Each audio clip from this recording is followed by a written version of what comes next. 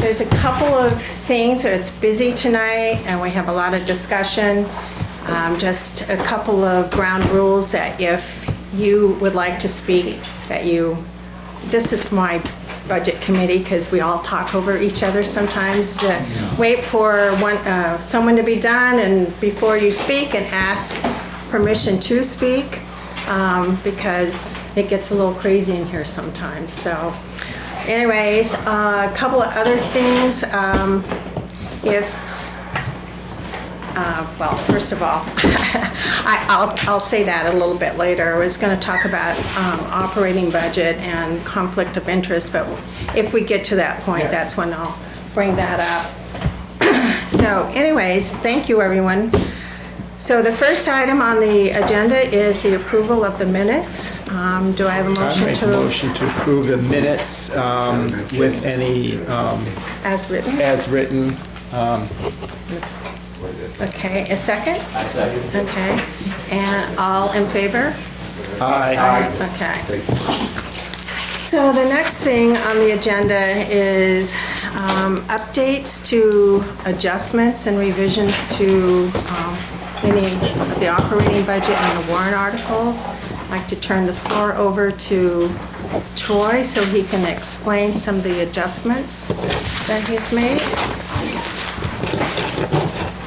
Here, let me, in case you didn't, I added some more stuff, so let me just grab one of those and just hand it around. Is that in addition to these that Lori's? It's an addition. Okay. Thank you. And I was busy just wrapping this stuff up as Lori was leaving this building, trying to go back and get the warrant articles that she was busy trying to wrap up. It's been, I'll talk about it a little bit later, but this budget year has been challenging for the staff. I know that you all received the memo that is attached here. So I wanted to start off with that and let you know that what we did, based on the understanding that the budget committee was not pleased with where we were at the last time we reviewed the total operating budget. He asked for warrant articles that have taxation. That we go back and see if there's ways that we can reduce the projected tax impact of this proposed package. And I know the chairperson had discussed, is there some compromises that we could look at as well? And I think you were talking about the general fund when you were talking about that compromise. When I left here that night, I was not willing to compromise on the fund balance at all, any use of the fund balance. I think I've been pretty clear in my message that I think our fund balance is at the minimum. We need to work together to grow that fund balance. I know that we just sent an email around to everyone to show you the latest DRA form when we set the tax rate, showed our fund balance retention at about 5%, and right there in parentheses, that's the minimum recommended retention amount. We've had a history in this town of using the fund balance to fund warrant articles, to try to get the tax rate to be identical to the last year's tax rate. We've used it, fairly large chunks to reduce taxes, and kind of been all over the place. And I think I've been clear, and the board presented the policy to them. They understood it. Everyone here understands it. We need to get the fund balance. Our goal is to get it back to 8% retention. And once we meet that goal, then we can look at whatever the amount is that exceeds the 8% and see what we think is the best way to use that money, keeping in mind that we want to keep the tax rate stable. And that's why the policy clearly lays out that the last priority use of those funds is a direct reduction of the tax rate. Use it for one-time emergency expenses, use it for one-time capital expenses, top off some of your capital reserve funds, do those types of things. So that I don't have $700,000 one year to reduce taxes, and the next year I have zero. And I think we all understand that. We've all been through this roller coaster ride here the last 3-4 years, right? Speaking to the choir, because how many years everyone around this table has known I've said we shouldn't be using the fund balance to buy down the tax rate. You've heard it, right? Yeah. So one of the things that you've probably read and everything, given the situation we're in, I do have 2 warrant articles that I've decided that it's probably a good fit for the use of the fund balance. It's not aggressive. It probably collectively adds up to what I think, I don't know yet, we haven't done the math yet, but I don't expect to turn a lot of money back this year. So basically the turn back we would be using for those 2 warrant articles. So with the adjustments, we'll get into that. I know you've read it all, but we are now, the general fund operating budget has a proposed increase of $652,232. That's a 6% increase.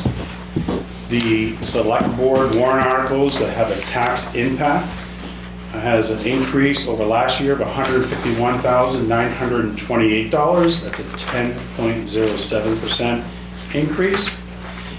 But when you add those 2 together and compare to the total amount raised in '25, we're up a total of $804,160, or 6.49%.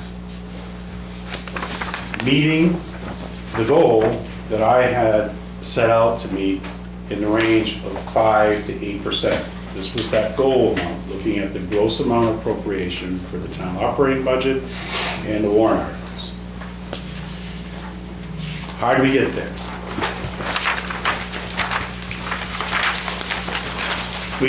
I have a proposal that we're going to ask to try to change the townwide assessment expendable trust fund. And we'll get into that warrant article, but I've cut the amount that we were proposing to raise for that by $50,000. But you'll see when we review the warrant article, I'm actually proposing to put $100,000 into this fund from use of the general fund. And the reason for that, we'll talk about the reasoning when we look at the warrant article. Change the Mill Street Bank stabilization from taxation to use of the fund balance. This is the real good reason why you would use your general fund. This isn't sort of like this is an emergency situation. The bank is sliding into the river. The sidewalk there, the park is showing signs that it's starting to move. And we need to jump on this as fast as possible. So a really good use of the fund balance. This project, as you talked about at the last meeting, will have a future increased cost. But at least this will get our seed money to get us to know what we've got, what we need to do for temporary stabilization, and what the final fix will be, and hopefully be able to leverage some grant funding to achieve all of that. One of the things that I'm really starting to understand with your capital program is that we've not done a good job at funding our capital reserve accounts. So I find that I think you've probably collectively gotten this town about $750,000 set aside in different capital reserve funds, which really, as you know, when we look at some of the cost of equipment, you know, a grader is coming up soon. I think graders are going for like $350,000. Front end loaders, fire engines, ladder trucks. $750 collectively right now is what you have in your capital reserve funds. Our reserves are really not at a healthy level. And you need to recognize that. And I believe that as we continue to have a need to replace our capital, our vehicles and our equipment, that we're not gonna be able to raise that money by taxing people and saving it for multiple years to be able to get $350,000 to buy the grader. It's not gonna happen. You're gonna time out in all the departments, and you're gonna have failure everywhere. So we're gonna have to finance this stuff. The police department vehicles is a very stable program, right? It's a 65, well, we adjusted it last year, so the chief is asking to adjust it a little bit this year. But basically, putting cash aside, $65,000 every single year. The warrant article is there every year, and hopefully every 4 years, when you change out your cruisers, you got enough cash in the bank to buy them for cash. No other department finances their vehicles that way. And as you can see, as we add up the total package this year, there is a cost to tax people to save money so that 3 years later we can buy it. My proposal here to eliminate this warrant article this year is that we are going to work together to take the capital improvement plan that was just all summer spent, prepared by people of this board and select board and department heads, and that we put together the financing plan on how we're going to move forward financing the equipment and the vehicles that are in that CIP plan. So that we basically be turning to a lease purchase program. And strategically trying to use the CIP plan and the financing structure so that we can spread the financing and the replacement of the vehicles in some type of stable order, so that as vehicles are coming off the lease purchase, we're backfilling it with other new vehicles. It's easier said than done, but we gotta work towards establishing that. That'll help you get some stability in your annual cost for acquiring capital. We removed the fire department engineering cistern question for $20,000.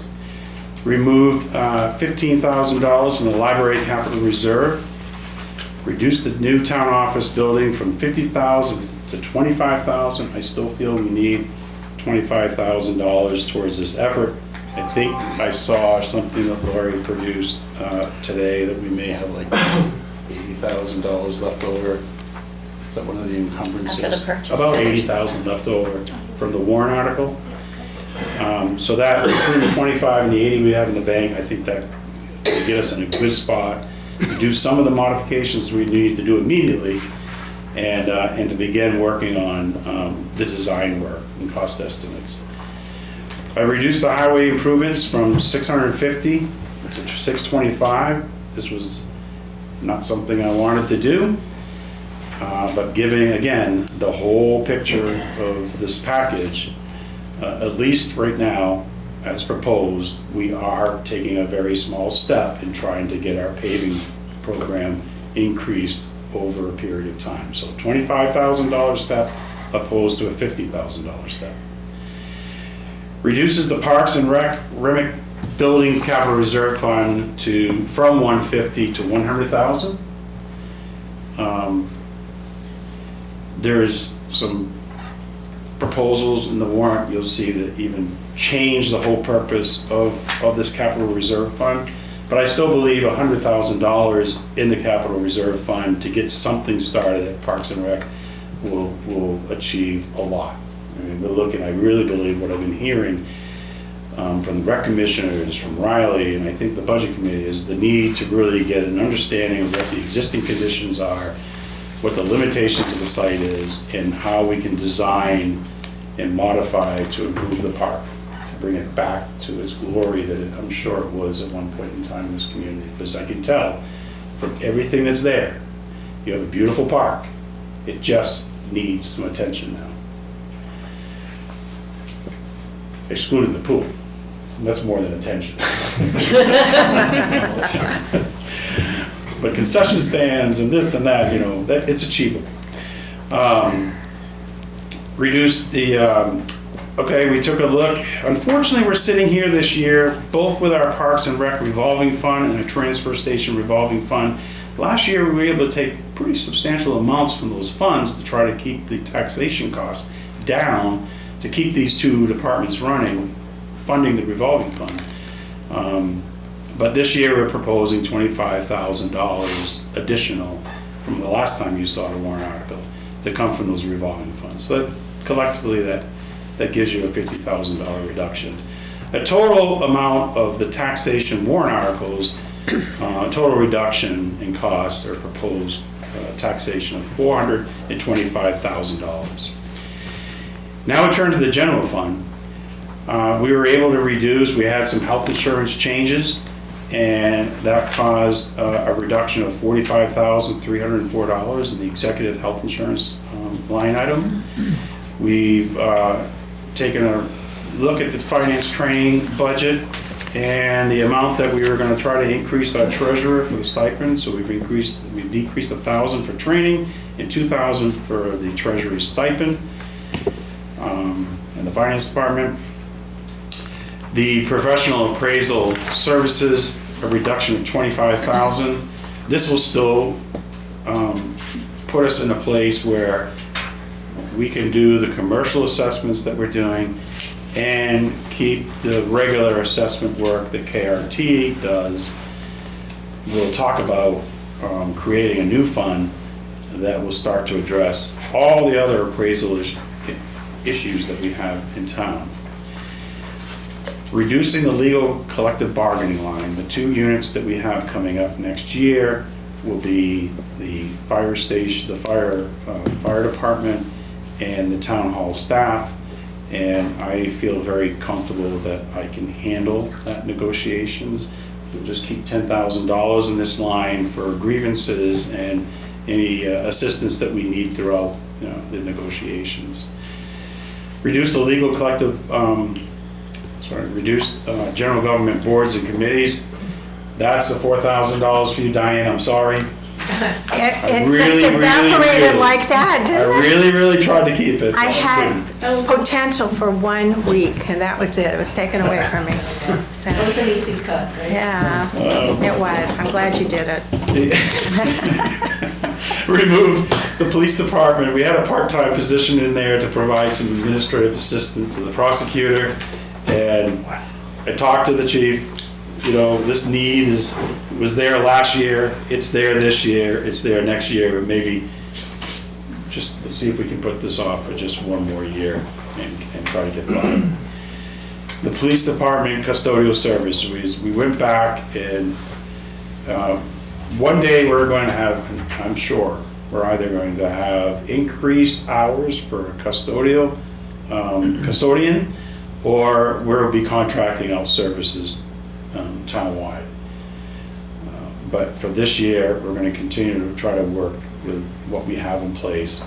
So it ended up being an $18,200 reduction, but I had to add $8,000 back for the wages that were cut. Streetlights improvements, I cut $2,000, reduced the fire department vehicle maintenance by $15,000. We reduced the fire department equipment purchase by $20,000, and we reduced the fire department EMS equipment purchase by $12,500. This ended up being a total reduction in the general fund balance, the general fund budget of $176,504. Total reduction, $601,504. And then what you have is, on page 4, is the numbers showing you the municipal tax rate. And those numbers, the first 3 lines, you can see where the operating budget is, the warrant articles, and then the total combined general fund budget and town articles, representing the $804,000 increase, 6.49%.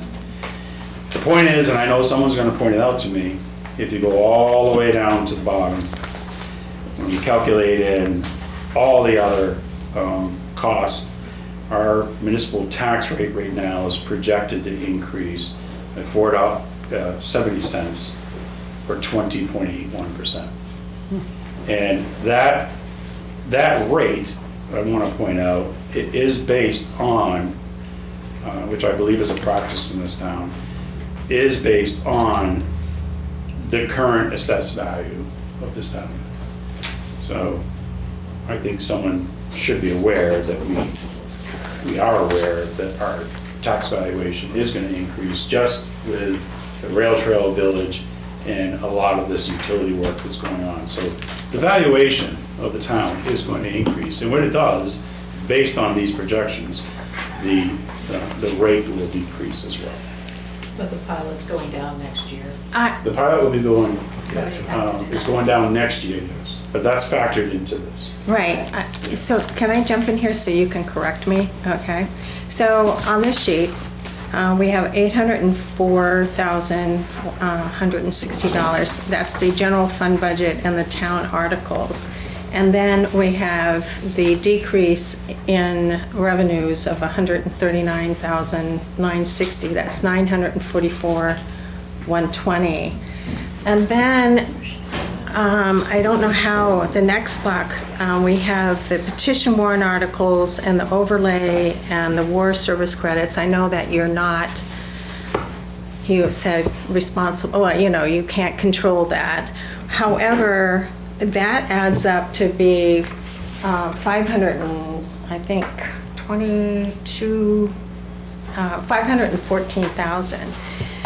And when you add that on to the 944,120, that comes out to a $1.05 increase on the town side when you include those items. You include the general fund, operating budget, the warrant articles, the decrease in the revenues, the petition warrant articles, the overlay, and the war service credits. I believe that comes out to about $1.05 on the tax rate. And then, from our point of view, we also are looking at the school. And I just want to kind of give you an overview of what the taxpayer is going to be facing. So the school will be increasing $461,892. That's 34 cents on the tax rate. And when you add the $1.05 and the 34, it's at least $1.39 on the tax rate that the voters will be facing. So I don't want to lose track of that. So I mean, I don't know. I mean, we have to count the overlay in there. We have to count the tax war service credits. We have to petition warrant articles, and those are just the petition warrant articles that we know of at this time. Whoops, not me. So, but you can correct me. So, when you add that in, that's the total impact. Plus the negotiated contract. And yet we don't have the We don't know negotiated yet. contracts at this time. So I just kind of want to give a global view here. Troy, I think you've done a Yeah. tremendous job, and Lori, on working with the warrant articles and the operating budget, but we have to also look at the total amount. Can I Yeah, direct you but I to? think let Lori explain the Okay. difference between the 70 cents and the $1.05. Okay, please do. Summary sheet that's in your packet. It's called tax rate summary at the top. The very, oh yeah, the top. Yeah, it's the first really long one in your packet. And it has the listing of all the warrant articles that we have to date on page 1, and we flip it over to page 2. And at the bottom, that's where you'll see the entire picture of where we stand right now. The municipal comes to the $4.08, which Troy just showed you on his sheet at the bottom there. And using the updated numbers from the school, the local ed and the state ed, we have an $8.87 and a $1.01, and, level funding the county at a $1.19. We're looking at a $15.15 tax rate compared to $14.10 in 2025. The tax rate increase would be a $1.05. And I'm thinking that's where you're getting your $1.05 from the whole picture. And so it's an estimated increase of $419 on a $400,000 home, which is the average value of homes in Littleton now, according to the assessor, so. So those items that you listed, they were factored in and calculated into the $4.08. I just wanted to clarify that. Okay. And then I don't see the petition warrant articles in here, and also, They're included up above. oh, above, okay. Okay, and the Up green there, card. General fund and warrant. And we still have the negotiated agreements that we don't know where they are at this time. John, did you want to say something? No, I was just, Ed was asking. Oh, Ed?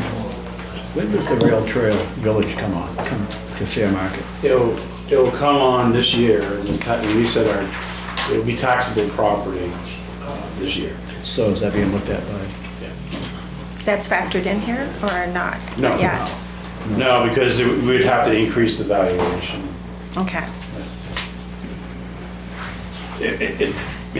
I just wanted to point out, a lot of towns, they will do their best based on known, new construction, just known activity.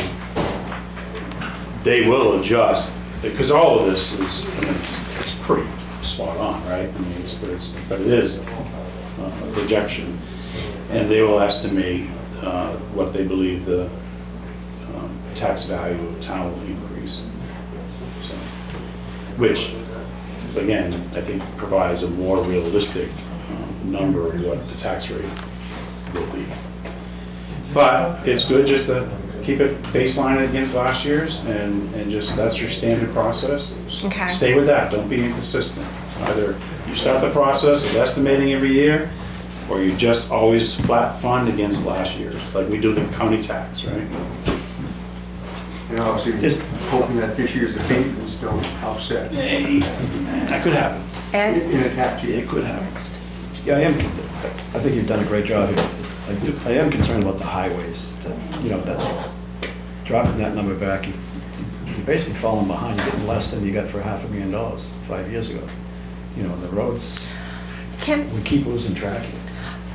Point of clarification, though. I think at one time that 500,000 was for the roads and the sidewalks, and now we have 85 or 75 thought it was just for separate. roads. I thought No, that it was was just roads. for both. Yeah. And we've increased it by, 85 or 75 for the sidewalks, and then we've added the 625. So we have come up, but not enough. Well, Right, because costs have gone up for raw It materials. hasn't kept pace with the cost. Right. So, if you keep following this document, page 4 is where we're at, page 5 is where we were at last week. That's just the information. And then I just got a few more comments here, and then we can just decide we jump into warrant, just go from there, okay? So again, just to reiterate, when I started this budget process, we established a goal to have 5% to 8% range for the general fund operating budget in town warrant articles. And as we began this process, we had some challenges. We had the wastewater treatment plant failures already starting to happen in July, June, July, somewhere in that time period. And that started to escalate and really take up a lot of time. And so time constraints were a problem. We had to spend a lot of time, energy, and effort on that issue. Lori found herself, due to a medical leave of her assistant, found herself running the finance department the entire time we were developing the budget. So she was doing AP, payroll, wrapping up audit, working with department heads, and doing all the budget stuff. I don't know how she's done it. She's an amazing asset, and you really need to appreciate the work that she does. But the fact of the matter was, that's why, she's running around here coming in the last second with warrant articles. I'm coming in last second. We've been on a lot of time constraints. and throw the union negotiations in there with police and highway, and that has added more time. So I guess my point is that when we start the budget process in July, we're already had some issues going on. Everything's moving fast. We still have assumptions. We don't have all the information. And literally, by the time the complete package gets produced, it's literally just landing on your desk about the same time it's landing on my desk. So I think at the last meeting I explained that I was not happy at where we were at either. Obviously I know where we were last week is not acceptable. We can't sustain that. The other thing that I was unaware of that I was going to get hit with when I established the goal, and I wouldn't establish the goal any higher if I had known these drivers, but just look at these cost drivers for the 26 budget. I kind of rattled these off a few meetings ago, but today I took time to add them up. We've got a $75,000 increase in legal expenses, and that is directly projected because we know, and I already started to get the phone calls and the emails, but this, it won't even be enough to start the legal defense of defending the new assessed values, primarily with our commercial properties. That money's needed. I mean, like I said, I probably could use more. Health insurance, we got really lucky. This number was bigger, I think, not long ago. But at the end of the day, health insurance increase of $27,589. New Hampshire State Retirement, $55,137. Workers' comp, not bad, $25,370. We've acquired a new building, so I've just allotted $8,000, not really knowing what the true costs are going to be to pay the water bill, the light bill, some miscellaneous maintenance stuff.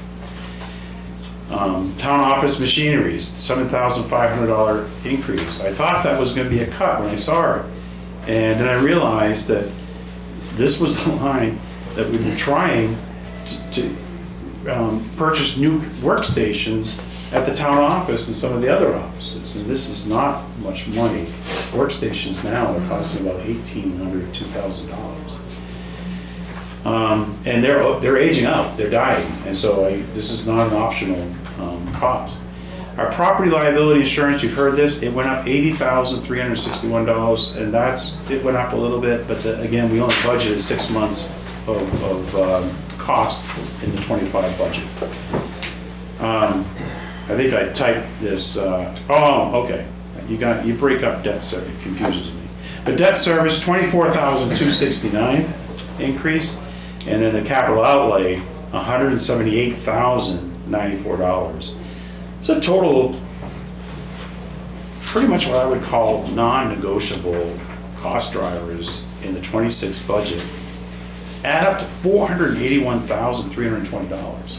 And then if you factor in, because this has a direct impact, when you lose revenue, it causes the tax effect to increase.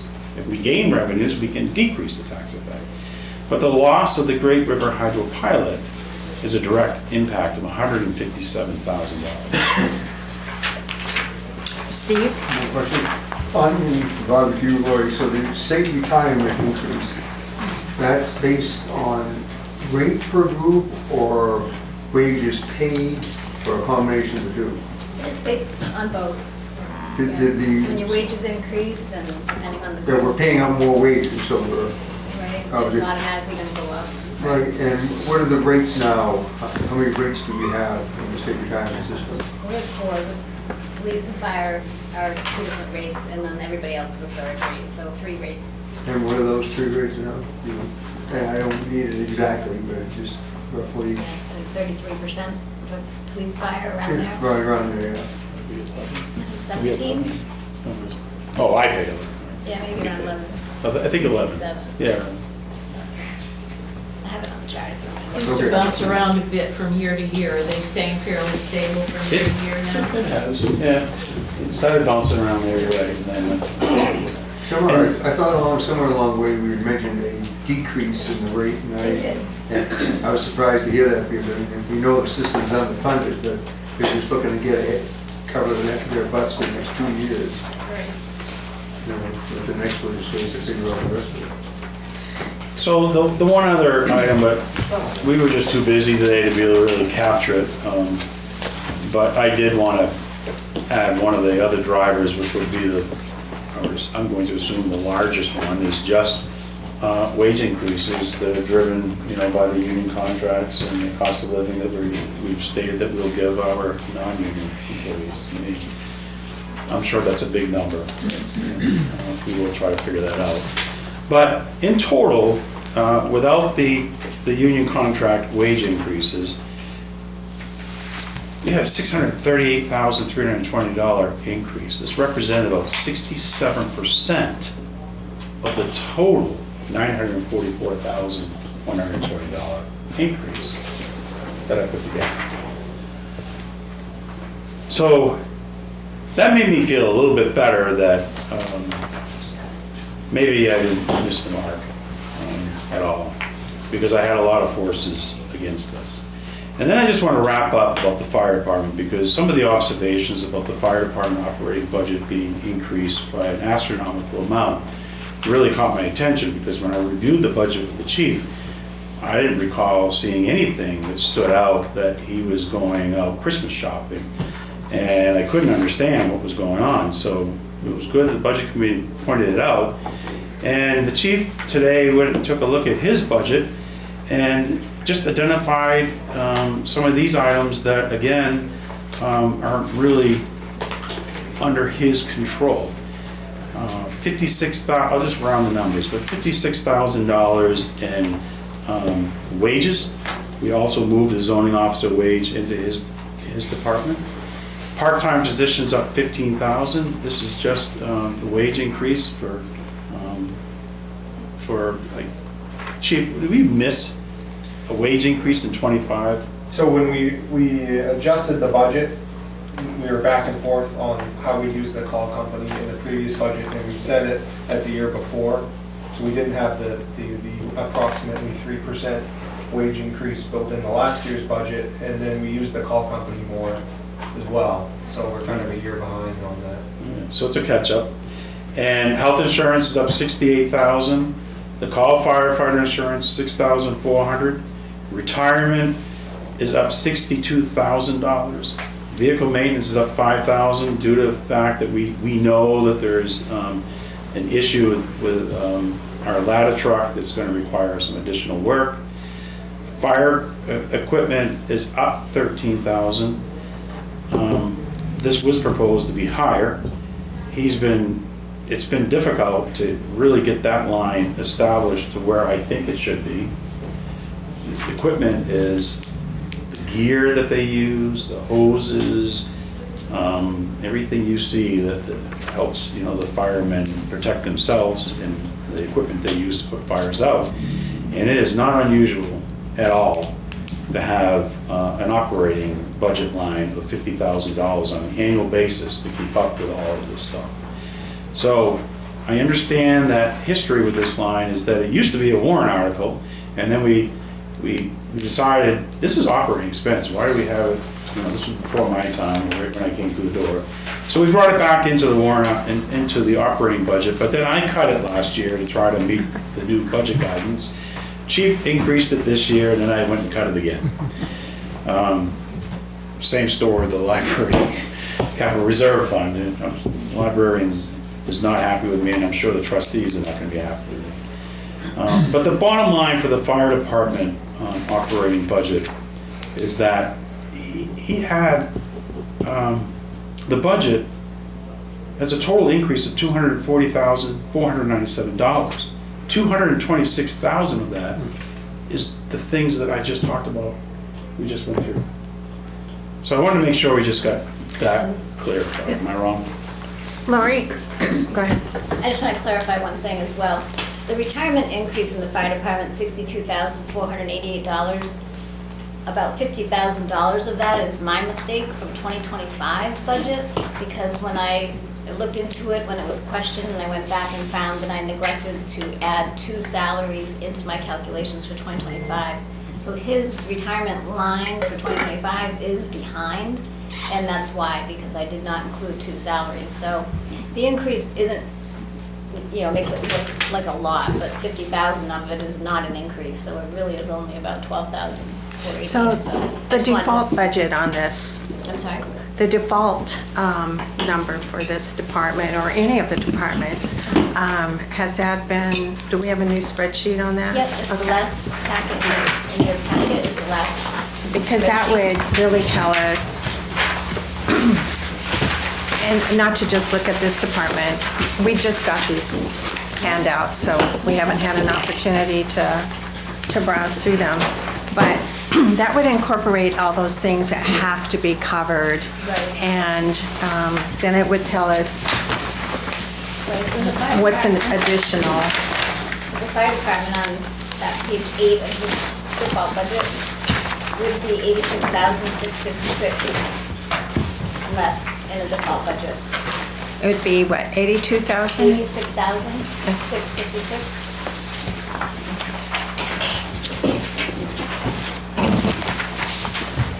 Let me just find that myself. I just kind of want to address one of your other items here on using the fund balance.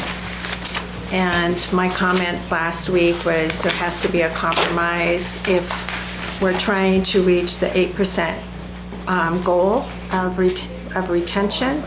And so currently, I believe we're at 1.4 million, and the 8% would be 2.3 million. So there's approximately, I've added it up or subtracted, it was like almost 800, I'm gonna round it up, $850,000 that we're short of reaching the 8% goal. So we have, according to your October statement, we have 566,000 of potential to the end of this fiscal year.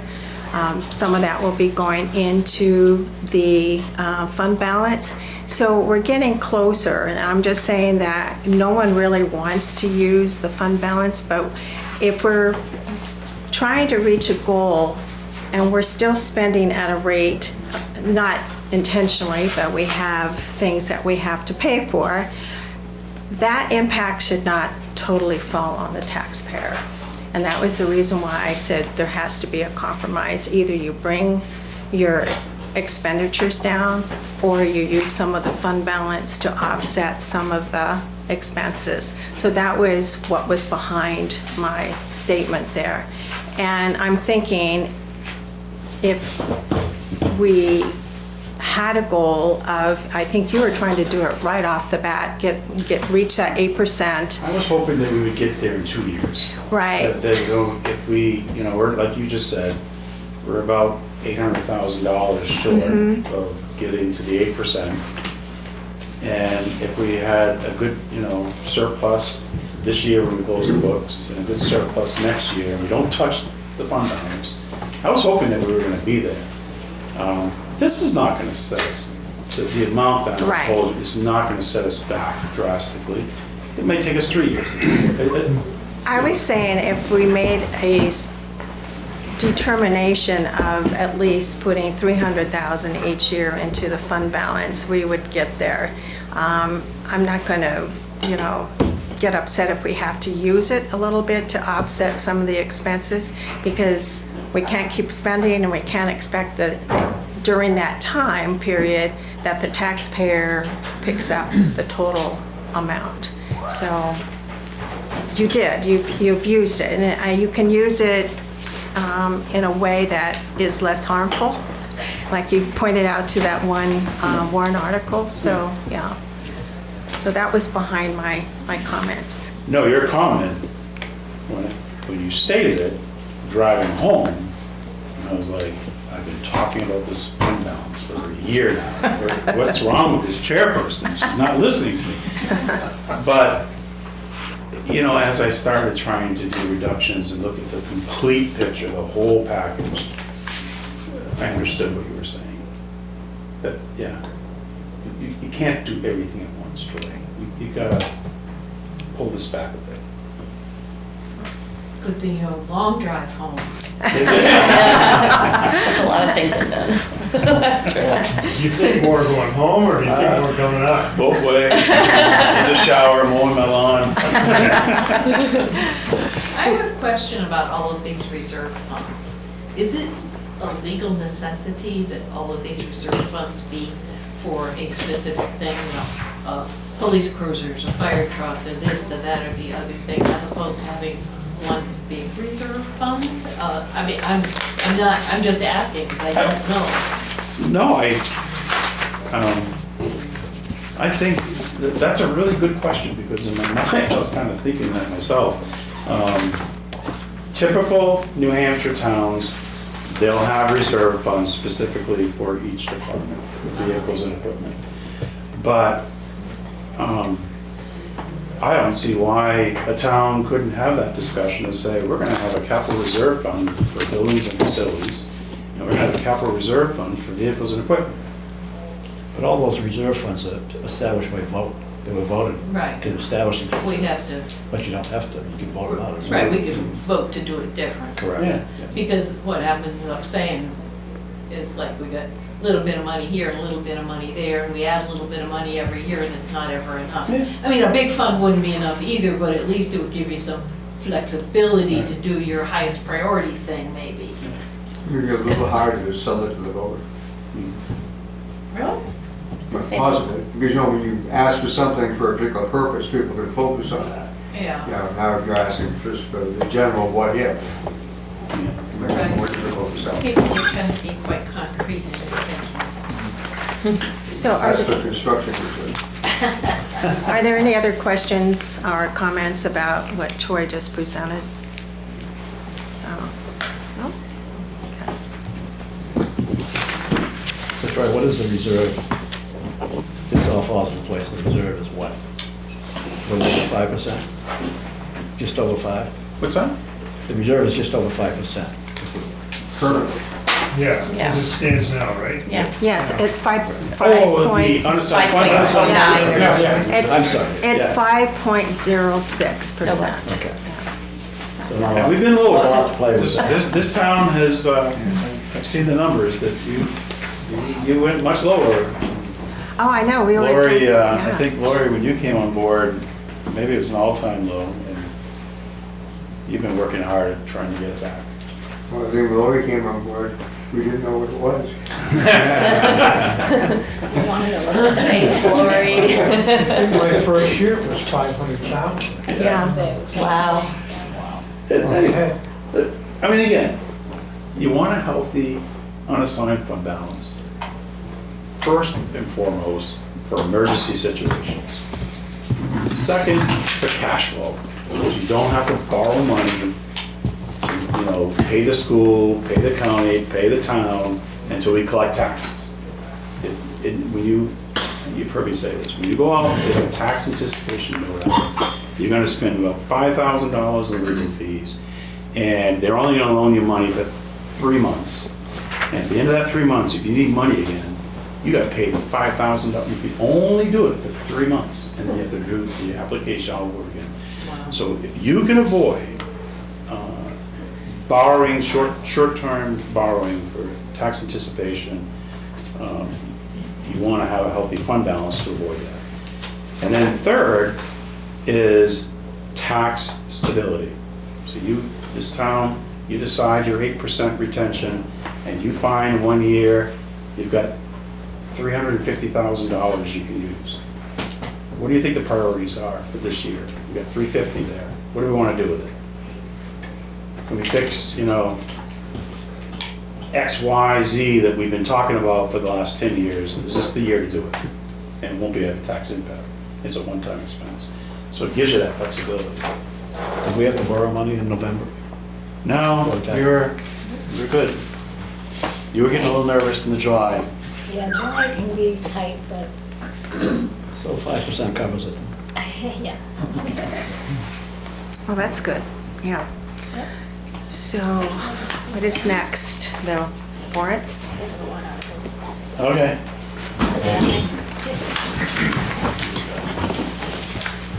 And I don't know It's only 6 o'clock. Why does it feel like 9 already? It's so dark outside.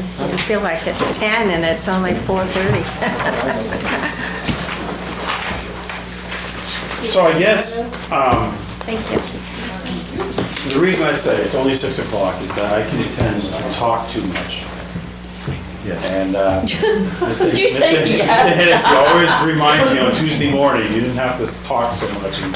Oh, that's like. What's the goal tonight? I guess that maybe the budget committee should have that discussion, or What do you need? are you thinking that you want to take any goals tonight? Want to spend some time going over these, understand it, and come back at your next meeting? I mean, it's, I know you're gonna shoot me. Seriously. I don't really know how far we're going to get down on voting. Because, as I said, we're at $1.05 right now. And we don't have the petition warrant, or, I'm not the petition, the negotiated contracts. I can't forget the 35 cents on the school side. So we're definitely looking at $1.60, $1.70 on the tax rate for everything combined. I'm just guessing. I wouldn't say that. no. Oh, you don't think so? No, we have $1.05, and I'd say maybe another 15 cents. Okay, so that's $1.60 with the school. $1.05. No, that has the school in. Does that have the school in it? Yeah. $1.05? Are you $1.05 sure? has the school from the numbers you just gave me this week. Yeah. They're plugged in there, yeah. Okay. $1.05 and maybe 15 cents, so it's $1.20. $1.20 on the tax rate. Guessing, of course, on the negotiations. but- So that would be something between 7 and 8%, I think, right? I'm doing the numbers on that part. So I'm going to take, Later. So what I could do My head. is, the reason I said that, I could do a very high-level overview of the warrants, not reading them, but just giving you an explanation. Some of them are a little difficult to understand. And, but I think we can, I want to have the opportunity to explain my strategy, a long-term strategy that I think is going to benefit this town. The problem is, it's created a lot of warrant articles. But I think that if we get through them, and the citizens like the approach and support it, I think there'll be a benefit, a long-term benefit to this town. so there's two strategies here. Yours on that one, and, you know, I do want to understand that, because I think if we can have some of the discussion this week, next Wednesday, we can cruise through the voting. But I also think I want to, at some point, take a consensus vote from the budget committee to see if we are where we want to be on the 7% or 6, whatever it's going to be, on the operating budget. That would give you time to go back and, I hate to say it, look one more time. I don't know if that's necessary, or it could be just my sense. John? Yeah, I think it would be a good idea to postpone our vote. I am not comfortable yet when I see the percentages being, let's call it 8%. I think that's, when I think about the taxpayer, first of all, I appreciate the hard work you've done. You've done some good work. And I don't want to belittle that at all. But everybody talks about an affordability crisis. I'm kind of wondering about Littleton having an affordability crisis. We've got, year after year, I think we outspend our property valuation growth. And you can't do that forever. And if you continue to do that, we've built in a lot of services, or the cost of those services maybe more than we can literally afford if we gauge what we do according to the property value as they grow year to year. I think we're exceeding that, and I don't think it's healthy over the long run, and I think Troy is trying to wrestle with it, because he's caught this fly ball in center field going against the fence, I think. I'm trying to figure out how I can make sense of it, but I do think we're overspending our means when you look at property values and the taxpayer that's got to fund those in the end. And so I'm not comfortable right now in voting for that. I think we could benefit from John Payette being with us too if we waited till next week. That's how I feel about it. I'm just trying to be honest about it, but I don't think we're on the right track yet. Troy's trying. I gotta say, you're trying. You're trying to get there, and select board too, I guess. But we gotta really resolve our spending to be in line with what our properties can afford. Well, I agree with you there, and and having John Payette part of the discussion is, I value his opinions, but I also want to give Troy some time between now and Wednesday. So that was the reason why I was asking for some comments around the table. I will ask, because the operating budget is the first warrant article that I think we would vote on as a committee. But I also want to hear Troy's strategy, so I just want him to know if we need him to go and look further. I know he's not going to like that. What do you think, Steve? I'm going to go around the table here. Do you think we should still be looking?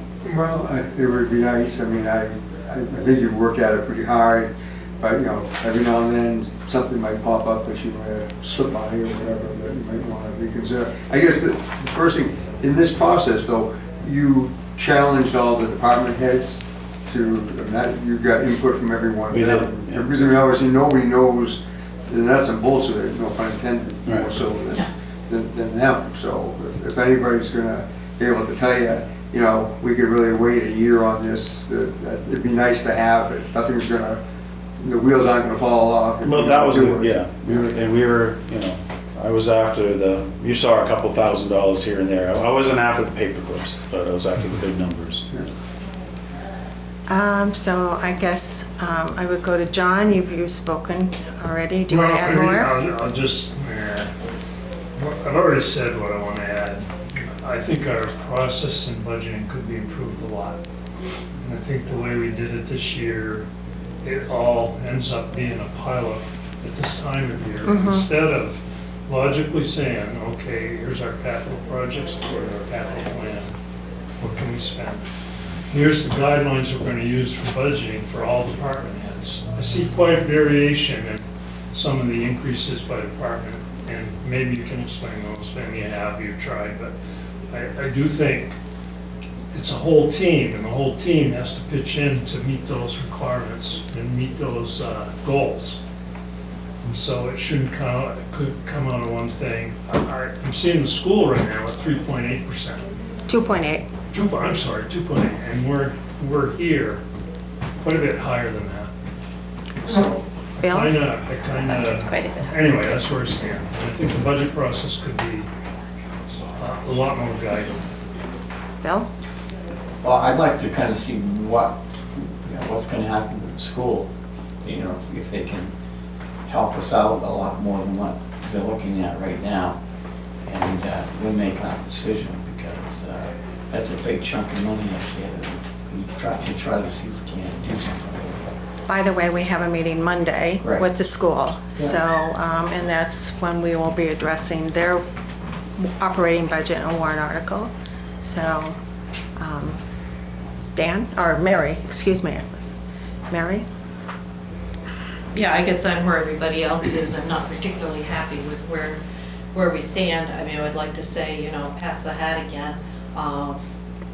If you feel you've squeezed out every drop of blood, then I guess there isn't any point in trying again. But Yeah, we can go back but I don't see us coming back with anything significant, but Dan? we could take a look.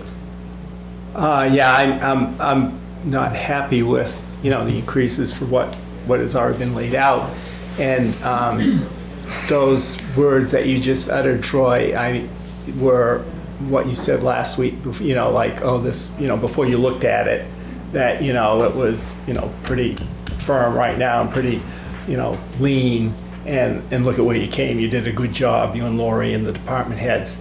And so I definitely think that going forward next year, we have to develop a better approach to budgeting so that we're not, like John said, coming right at the last minute with, displeasure, when if we set a clear goal at the beginning and perhaps look at zero-based budgeting, because a lot of things go, well, we did this last year. And when I looked through some of these items, the department head line items, there were a lot of small line items, and in the budget that was shared through October with 16% left in the year, some of those line items had quite a bit of, like 20%, 30% or more, and we're not talking like insurances or some types of subscriptions that would, come due maybe in the next month.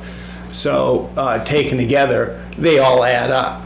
So that's something that we can't do right now, but I think it impacts where we are today because of that process, and it has to be tightened up.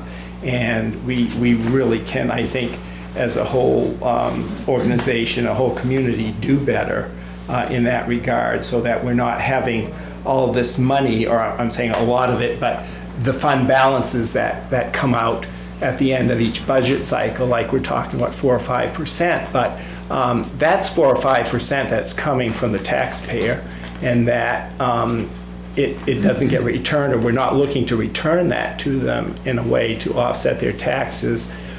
So it helps grow and front load our expenditures and our liabilities down the road. And we're talking about a lot of these things.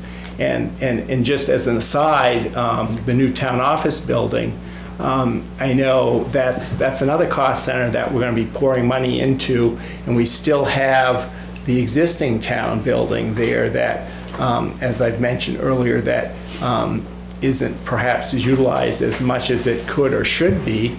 And in some areas, the rooms, et cetera, need repair, which have been kind of neglected. So we kind of get involved in things, and then, we lose focus, and then we move on, and this is where we find ourselves. And I think the next few years, this isn't going to go away, in my view, in 1 year or 2 years, because we have all of these pressing needs, and we have the economics of our community and what the taxpayer and the tax base can afford to do. So we've got a lot of things coming to deal with, not only this year, but in the next several years. So definitely, I'd like to postpone, any vote right now, until we can get maybe Troy and his team take another look at it, to squeeze some pennies, nickels, whatever,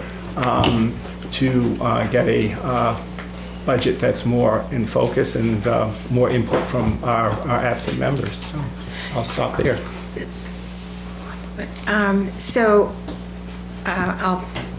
I'll finish, and then we'll then you can speak, okay?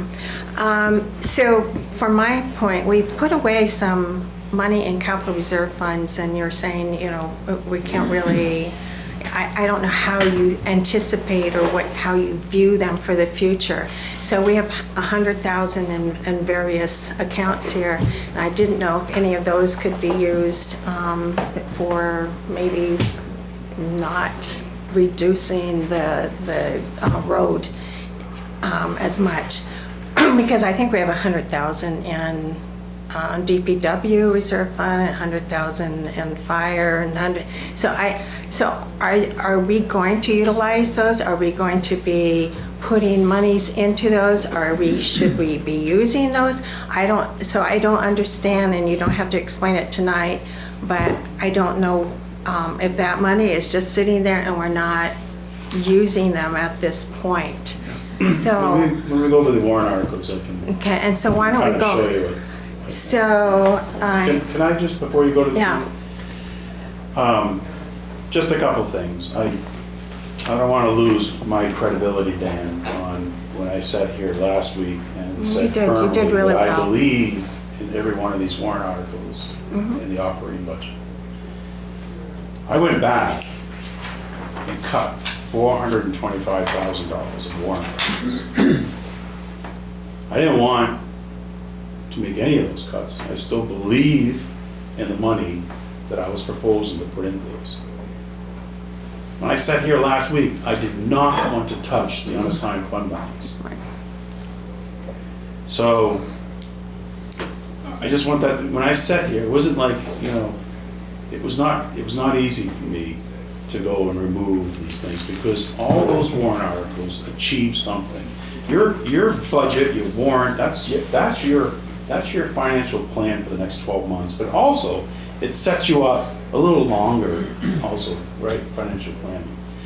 So I get it, I know, but the other thing, and probably this is the chief's going to talk about as well, but as I'm quickly learning in this town, and I know we all know it, we're all aware of it, Littleton is not a government that is providing services to 6,000 residents. Exactly. It is not a bedroom community. And you could cut this, if you found yourself a community of 6,000 with just a bedroom community, you wouldn't have a budget like this. And that's the We are problem. dealing Yeah. with, We have a lot of. we are dealing with, this is not a bedroom community, this is a hub. We have an extremely busy Main Street. We have facilities and restaurants and, I guess I understand that our population peaks to 20,000 people on the weekend. I don't know what it is during the day when they all come here to work. We're running, I mean, just, what our fire department does, the ambulance, the highway, we're different. And unfortunately, it costs money to provide that service. It does. we've been talking That's the about, problem. I know, Is it that does. we have this big town infrastructure Yeah. and big town, I won't say appetite because it's not like, luxury that we want to have, but it's the homeowners that's a rather small base that's mostly paying for it. And, there's I'm going to inherent let conflict there. Angie was first. Angie? I just had a quick question on, you guys keep coming back around saying you can come back and cut more budget lines. Where specifically are you talking? Because obviously you're looking at everybody's line items. So who specifically do you think we can cut more of? What are your suggestions? Who are you suggesting that we take more money away from their budget? Last year, when we had a reduction, we specifically said that we would not go in ourselves and look at line item by line item because we wanted the department heads to be in charge of their departments and their budget. So we haven't gone in line item by line item. However, I do believe that certain departments, when there is a guideline of 5 to 8%.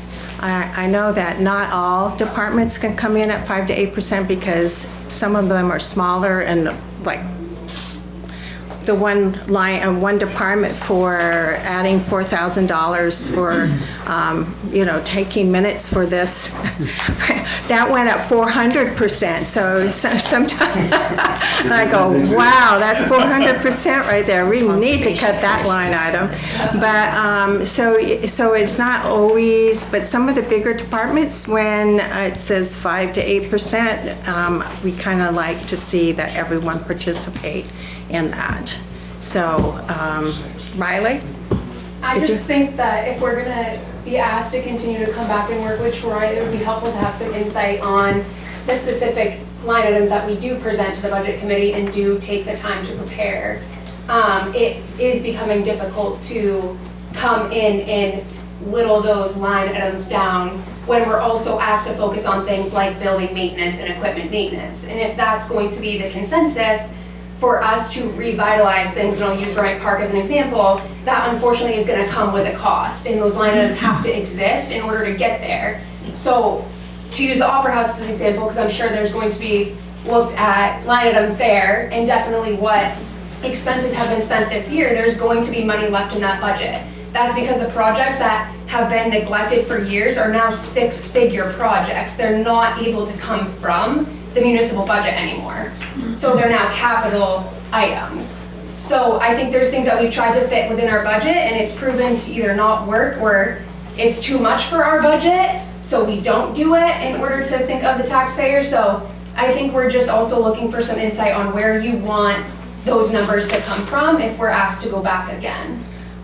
I think I just basically stated it isn't so much the line items, but it's also maybe some of the reserve funds that are, how are we going to be using them? We put it away, but what is it to be used for? I mean, I have no idea. So maybe that's something that we need to be informed on. Bill? Well, the one thing we've always done in the past, the budget committee and all that, we've always taken from the town to make up the difference for, we have a school that takes a lot of money. I know I talk about this all the time, but we need to have them, sit down with them and say, we need to have you shave off X amount of bucks. And I think we need to be doing that. We haven't done anything. They're at 2.68% this year, so that's pretty level funded. They're almost twice our. But they're at 2.68.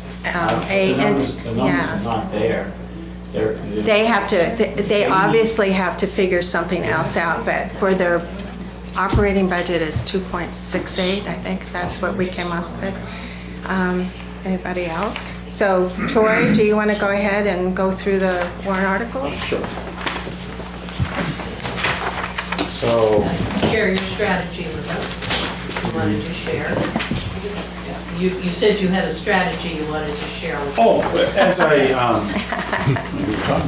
as I go, all right, so why don't I preface that and let you know that there's, I think, 3 areas that you'll see a typical theme of what I'm trying to accomplish. So one area is revolving funds. We have 2 substantial revolving funds in this town that are not able to support themselves. So it's always, you remember last year, you know, there was a warrant article to change the Parks and Rec Department back to the general fund, dissolve the revolving fund. And at that point in time, I couldn't understand why would we do that. We have an established revolving fund. Revolving funds are funds that take in fees and it's cash in, cash out, right?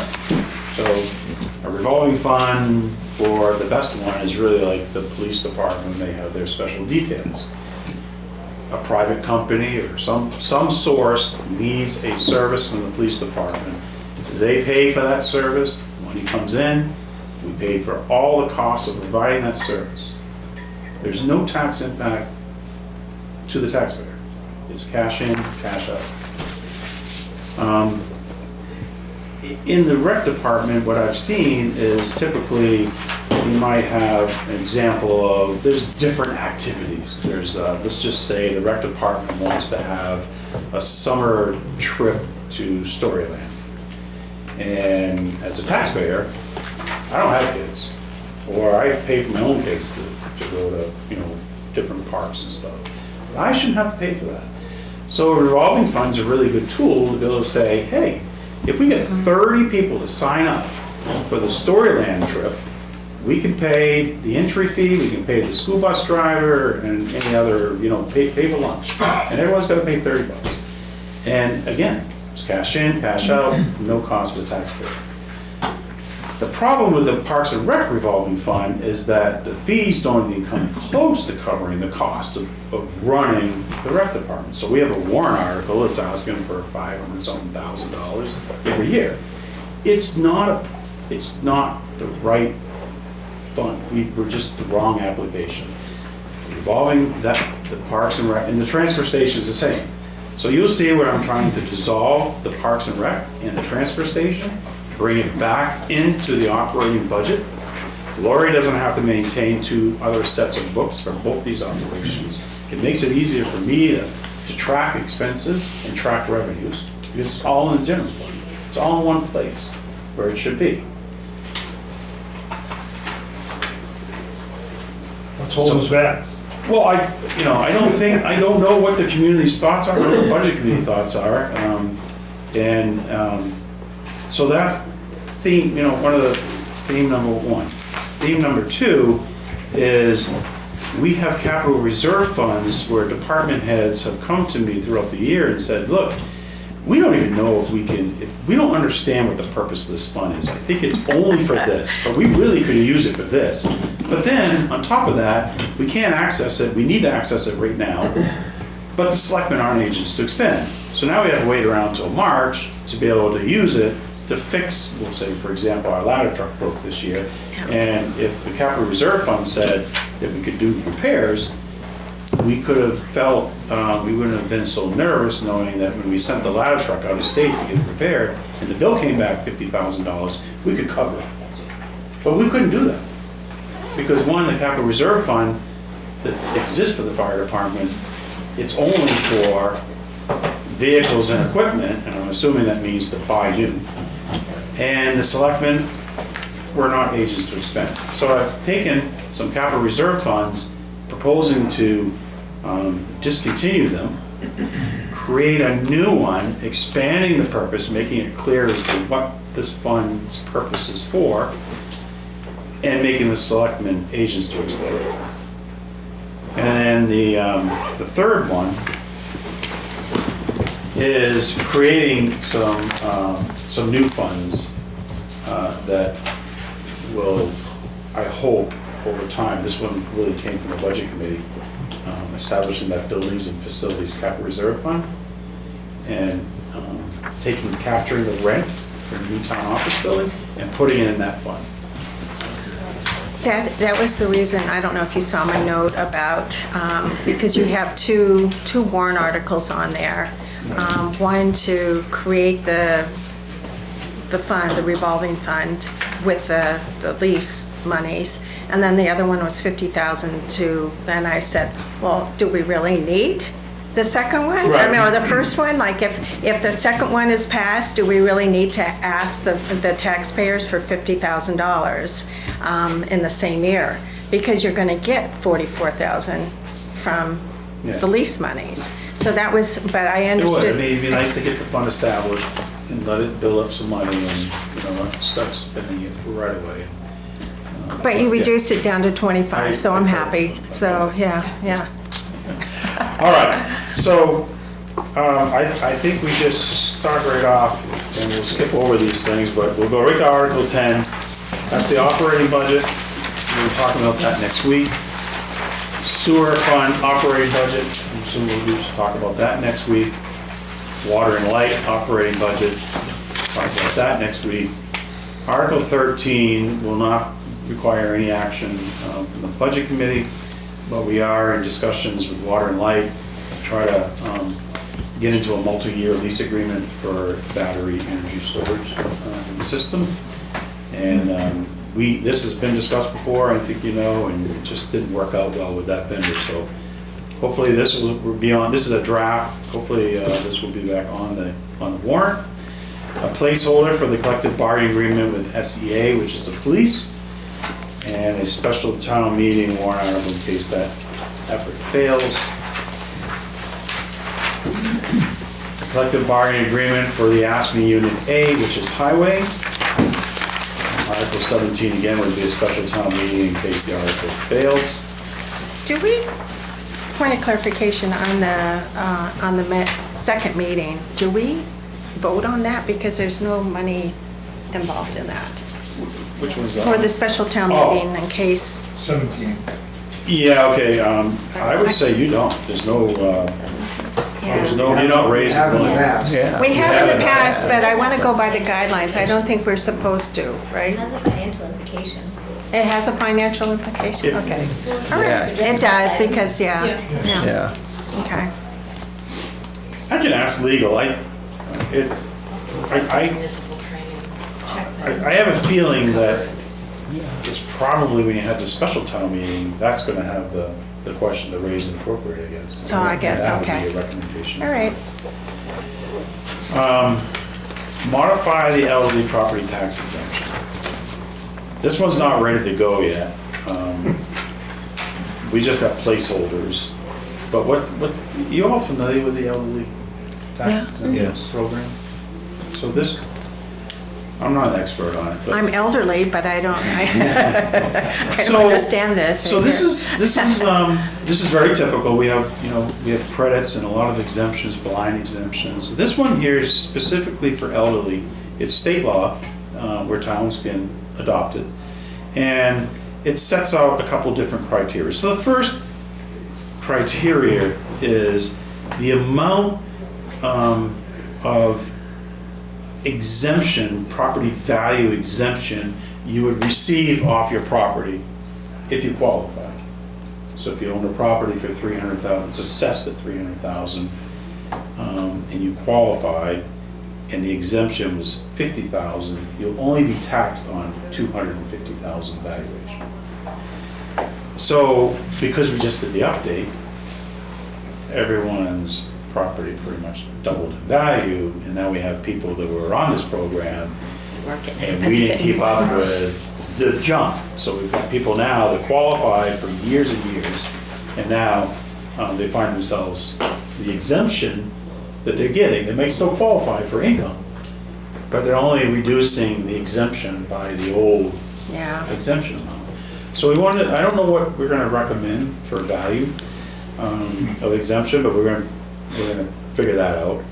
And then we'll take a look at the income criteria. So, if you're single or you're married, there's a criteria that you can't have your net income can't exceed this to qualify. This is pretty poverty level here. And Yeah. it's not designed for anyone at the age of 80 and has done a pretty good job with Social Security and investing and stuff like that. This is for people that are trying to age in their home, and they really basically living week by week, and allows them to stay there. So that's what that's about, and I'm assuming that, I don't know if you'll make a recommendation on this or not. There's a cost impact, because we will be increasing the exemption amount, and that means all the other taxpayers are gonna have to make up that loss of tax valuation. Do you have any idea how much that would be? I don't, but I know that question's gonna be asked. and How many elderly exemptions we do? Well, yeah, I know. feel like If I double the that's numbers not- exactly, it'll be easy. How many elderly exemptions? But we Troy, is do? it just age and Amy would income? know. Is that couldn't be the criteria? It's state law. Asset value is not included in the house. Right. Yeah, so if you have a But Troy- 401K or, you can't, yeah. The net So effect assets. is, net effect is neutral, isn't it? Property values have doubled. Probably, I think like what If Steve you just increase said. it, if you double the exemption, Yeah, you're right Yeah, back where you were established, Yeah. yeah. in terms of net property. As far as the net impact to taxpayers. Yeah, so there's no impact. Right, it's just Unless you go- unfortunately, Unless you go beyond. Unfortunately, for the people that are on this Yeah, program right. right now, when they got their tax bill this year, they got dinged Yeah. because Oh, yeah. their exemption didn't keep up with the increased value of the property. Yeah. Yeah. Town office. I'm all right. sorry, I'm a little confused. So these are the old rates? These are the old rates, existing, or so something? what you see in print right now is the existing rates. Okay, so it's not set by the state. The ability to do it is set by the state, but the Right. amounts are set by the towns? Exactly. Okay. Depending on your valuations. You'll find different numbers all over the state. Handovers. Article 19, now we're, and again, Article 19 is that town office building question, raising $25,000 taxation to continue to modify, design work and stuff like that for that new town office building. Article 20 is to establish a town buildings and facilities revolving fund. And this one would, if it's established, it specifically will grab all of the revenue from the town hall rental, put it into this fund. We can access it for the purpose of funding repairs, maintenance, and replacement of town buildings and facilities for expenses exceeding $10,000. So, one, I don't want department heads coming to me and saying, hey, the water heater broke and it's gonna cost $2,000 to replace it. We're not using this fund for that. They're gonna use their operating budget. But for items that are $10,000 or greater, the selectmen at their option, they don't have to say yes, can authorize the expenditure of it. So, it's a good project, so you have that one time, I know the chief in the CIP plan, he's got, Chief Smith wants to replace the carpets in the building or the roof at the police station. And if we have the money in this fund, it would be a good use of that. So we could turn there, replace the roof at the police station, and not have a warrant article asked for taxes to do it. Just do it. Good? Yeah. Yeah, that's one of your strategic items. Yeah. Oh, it was John's. Yeah, John. Sitting right there where Bill was last That's year, why- and I'm like, first I didn't know what he was talking about, then I thought, I'm like, yeah, it's a good thing. So, the school resource officer, we've talked about that. So there's a warrant article here to see if the citizens will approve the creation of this SRO officer, and there's a tax impact, because obviously it's offset by the grant money for, I believe this program will have grant funding for 3 years, and year 4 we take on 100% of the cost. The commitment is year 4, obviously the first 3. Year 4, 100%, thereafter, no longer a commitment if the town wanted to do away with the SRO officer. I got that right, Chief? No, I believe it says you have to continue it. On the 4th year. On the 4th year. You must so fund only it. one more year. Yeah. Okay. But maybe it'd be going so well, we'll continue it. Fire department ladder truck production slot cancellation fee. This is a tough one, and I haven't, I will tell you that these have not been reviewed by legal yet, or DRA. But what, you've heard the chief talk about the need to replace the ladder truck, and that the unfortunate situation that this country is in is that it takes about 4 years now, once you've signed a contract, to get the truck scheduled for production, and it takes 4 years to order it, so it's delivered to the town. The cost of fire trucks, I think, are increasing about $100,000 a year. Eek. And there's a 4-year lead time. So we're in this position where we want to ask the citizens if they'll grant us permission to sign a contract to start the production process. And the only financial impact, I say only, but the financial impact is that 4 years from now, when we have the warrant article to finance it, if they say no, we'll be subject to a cancellation fee of 4.5% of the cost of the truck. It's a big number. $85,000. In addition to the 85? No, that would be, that's the estimated Unfortunately. penalty if you cancel. Yeah. But That no would be the upfront greatest money? loss, but we might lose nothing. No upfront money, but But there's a cancellation fee. They're gonna put it in production. Last week, we talked about a $10,000 non-refundable Well, deposit. it changed from, because I was just gonna put a deposit down. Yeah. And then we found out, chief found out that it's a 4.5% cancellation fee. John, after, yeah. Yeah, just, Nice to monopoly. as I understand it, there's very little competition in the fire truck business in the US now. So you don't have many options. We went with the cheapest known model in manufacturer. Does anybody, and given our international relations, but has anybody checked Canada to see if there's anything that can be done there? So I actually got a phone call from a resident asking that, and so I've started asking that. Apologize, it's kind of like looking for everybody's head. There's, but it looks like that's been thought of, and the areas are franchised. So it's like if you want to buy this brand fire truck and you have a New Hampshire address, you can only buy it from this location. Oh, That type of Yeah, nice to have a monopoly. it's control, yeah.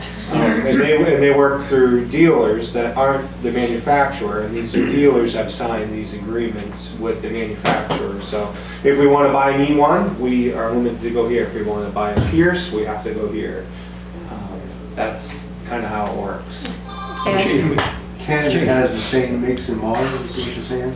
Well, so there's, not on the ladder truck side, but on the fire engine side, there's some companies that make fire engines in Canada, and that's what started the conversation.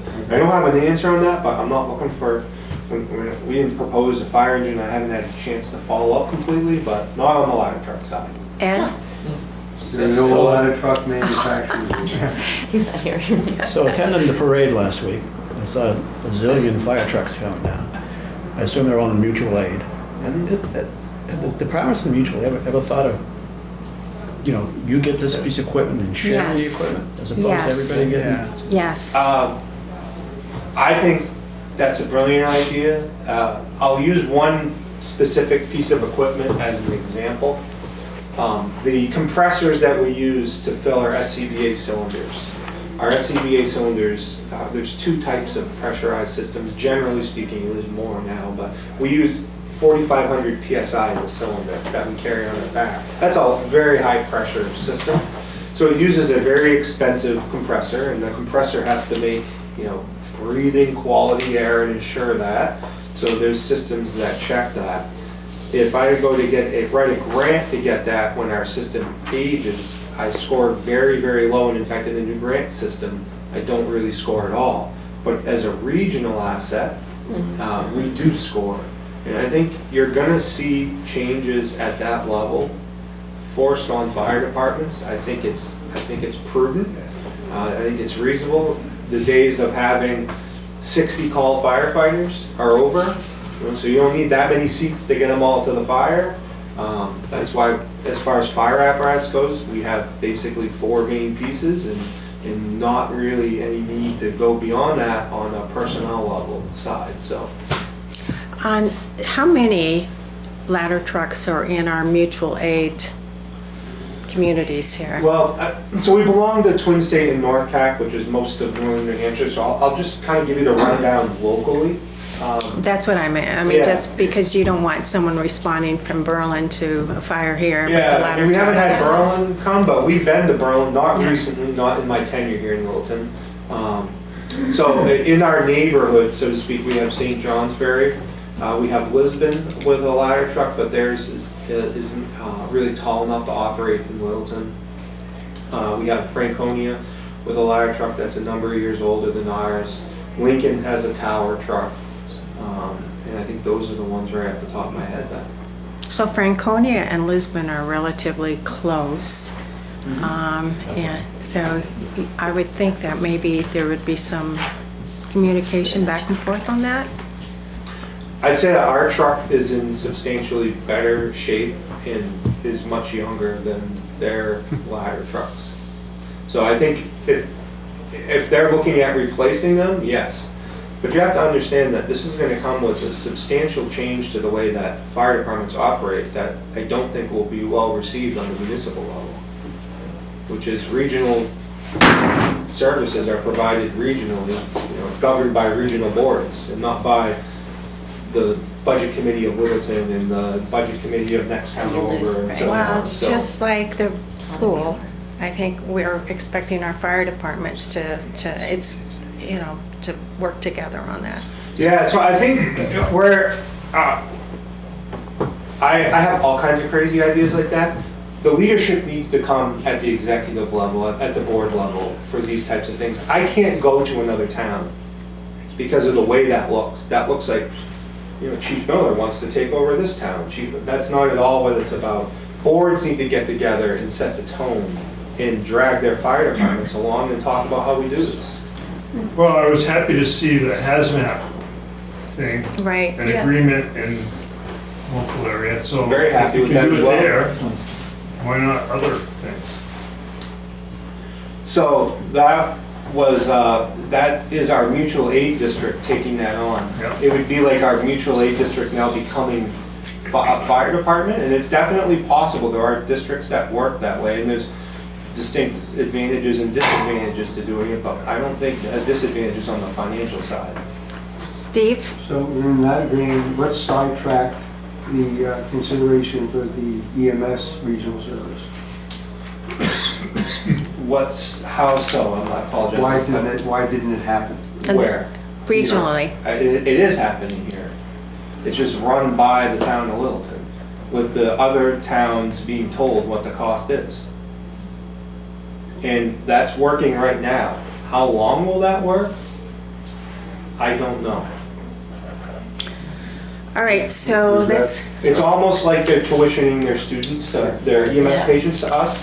At some point, they may want to go someplace else. And how, you know, the stability that brings to the instability that brings to the system is quite intense. John, how do you view that?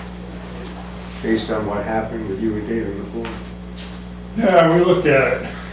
They touched the third rail of politics. That's what I want to know. Everybody says they're interested in it, and then when it comes time to do it, they walk away from it. Yes, that was my question. What's the third rail? What was the impediment? Well, The board level. What I would say, Chad's kind of right. I know when Dave and I talked with Franconia, Sugar Hill, Bethlehem, Lisbon, maybe Carroll. We talked with all of them, and Lincoln too. For the most part, the vast majority said it's a good idea, because we're duplicating our spending. right. And so, okay, so you say, all right, what do we gotta do to make that happen? And Chad's right, when you really get down to the nubs of it, I would say in the smaller towns, the fire chief's really making the call. It's not the select board. The select board listens to them and endorses it, but there's a little protection of the turf going on too, I would say. So I'm going to bring it back to Troy because it is 6:39, and so thank you. The only other thing I have on that warrant article is right now it's $1.9 million that we have for that. Can we get some kind of estimate of what that would be? What our debt schedule would be on that? What a lease payment would be? Yeah, whatever, yeah. Can we get some kind of idea? Because we're gonna try to start factoring these things into, you know, if we vote on it today, we need to know what happens down the road. Yeah. Sure thing. So, yeah. Yeah. But you're not voting on the purchase of it. Oh, no, but, you What's the know, real cost? yeah. But like for the future. Yeah, I have no idea. Curious to see that myself. Yeah, that would be good to know because, It won't be much. no, really? Don't worry Okay. about it. 5 years down the road. Nothing. Nothing. I'll be done with them, right? Blame it on that former town manager. Kick me out of town, like. Ed? All right, So, Just- so the price is not guaranteed, Correct. right? Right. All there is guaranteed is that in history, they've never changed the contract price. But they don't give any, I thought they did that. So once the company we're with, E1, it's one of the largest manufacturers that they have not increased when they sign a contract, they've stuck to that price. But That's what they say. But we don't sign a contract for 4 years. No, we would sign if this were approved, let's just say it goes forward It's the as, 1.9. we'd sign a contract, that price is locked in at that point. Yeah. Well, And the loss is sort of this. loss. based off history, yes, you're right. And I don't mean to, I need to be careful I say that. Yeah. All we have is the history, and what they say is that they've never changed the contract price. But they put no conditions in there that can't exceed, or it's based on some index? You mean just like a general increase to? Like the maximum price they could go No, I mean, to. it went up, the cost went up 30% in 1 year, so I think they factored that all into their business model, yeah. All right, So Sure, they've got some by numbers approving the people. cancellation fee, people are, by implication, approving the purchase of the ladder truck, signing the commitment now, the Yeah. purchase 4 years down the line. but For us, the last thing we want, Application, the last thing we want is the optics that we just went out and bought a new ladder truck without voter approval. It's good, transparency is so critical. That's all, I don't want anything to do with that, and so it is. When I drafted this article, I could have drafted, I think, just saying, we approve this, and just be aware there's a 4.5% cancellation fee. I thought that wouldn't be very transparent, so I thought, hey, we've got money in the capital reserve fund right now. If the citizens approve this, it should lock that $85,000 is in there. It should lock it in. You can't go spend that 85 on anything else, just in case we cancel. So the taxpayers don't have to pay an $85,000 cancellation fee. It'll come from the capital reserve fund. they're still paying it, but Oh, no, I know that, but I'm just saying, I could have just forgot about that and said to see if the citizens will allow the ordering of a truck and face a 4.5% cancellation fee. But I wanted to be 100% transparent. Okay, so I have a problem then with this, because it says any final authorization to purchase, lease, or bond for a new ladder truck shall require a separate warrant article at a future town meeting, and yet we are committing now, Yeah. and you do plan to sign a contract, so, you know, Yeah, you're it feels authorizing us. kind It's- of mushy. it's hard. I've never done this before, but this is the world that we're in right now with fire engines and fire trucks. We're asking the citizens, we allow the selectmen to order a fire truck. And then we're gonna come back to you, and we're making you aware that if we're gonna come back to you, and then we're gonna ask you for permission to finance it. If you say no, then we're gonna be subject to this 4.5% cancellation fee. It's just, All right, it's different. I'm ready for the next warrant article. Article Thanks. 23, Public Works Road Improvements, that's $625,000. Let's do this one. And the goal is 800 at some point. Oh, I did. Put the things on. Yeah. And Article 24 was the Public Works Sidewalk Improvement Expendable Trust Fund, raising $75,000. Public Works Mill Street Riverbank is raising $125,000 from the unassigned fund balance. Article 26, proposing to purchase another dump/plow truck with a 3-year lease purchase. This would be another one of those trucks that you heard Director Oliver talk about that's coming with the wing, so it's like a mini wing. And we have the new one in service. We're getting great feedback. Can I go back to Article 25, please? Yeah. So the 125 from the fund balance, but what do you anticipate the impact? I'm kind of interested in also noting what the impact is, or if a warrant article has an impact for the next year. Yeah. So are you anticipating another warrant article similar to this? I'm very hopeful that we will,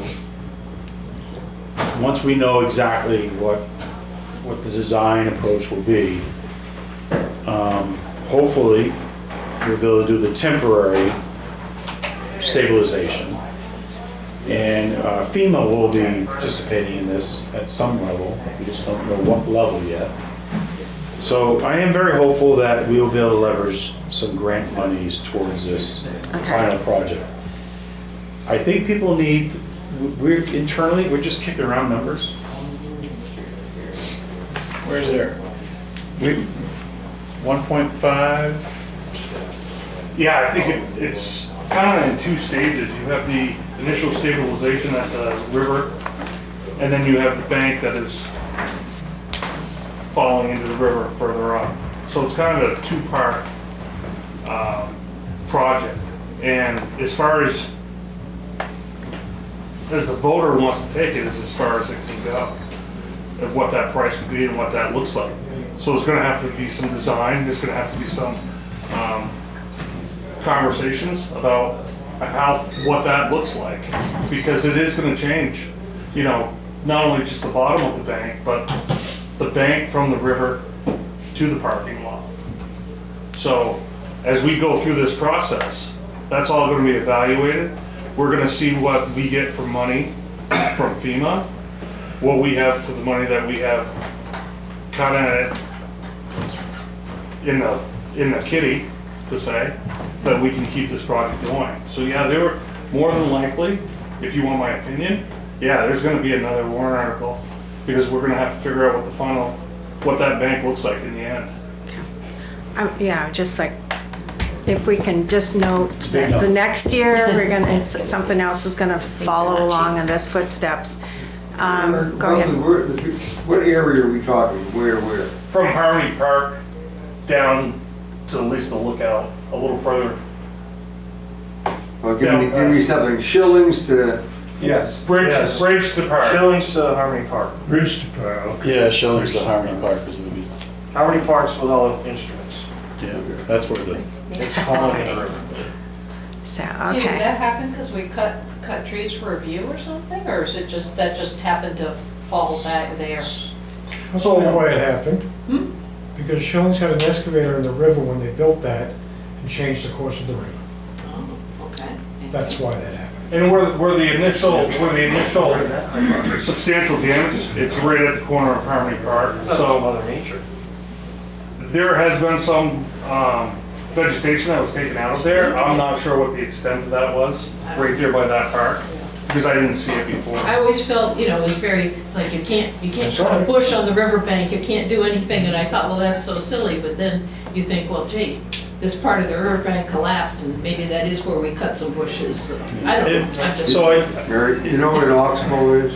oh, yeah, Yeah. that's where it is, Well, that's a natural happening. yeah. oh, yeah. So this all visually, you know, it all occurred during the July floods. Correct. Yes, yeah, floods This is when here. this all happened during the July floods. Okay, so moving on. Okay. Article 26 was the dump truck lease purchase. Article 27 is to discontinue the transfer station revolving fund. Article 28. So, sorry, I'm always Oh. like 2 steps I behind. don't know if we should. Article 26 is 140, so it's a lease purchase, and does it have the amount that it would be each year? So we wouldn't, I think the way this is going to be purchased is that we're not making a payment, right?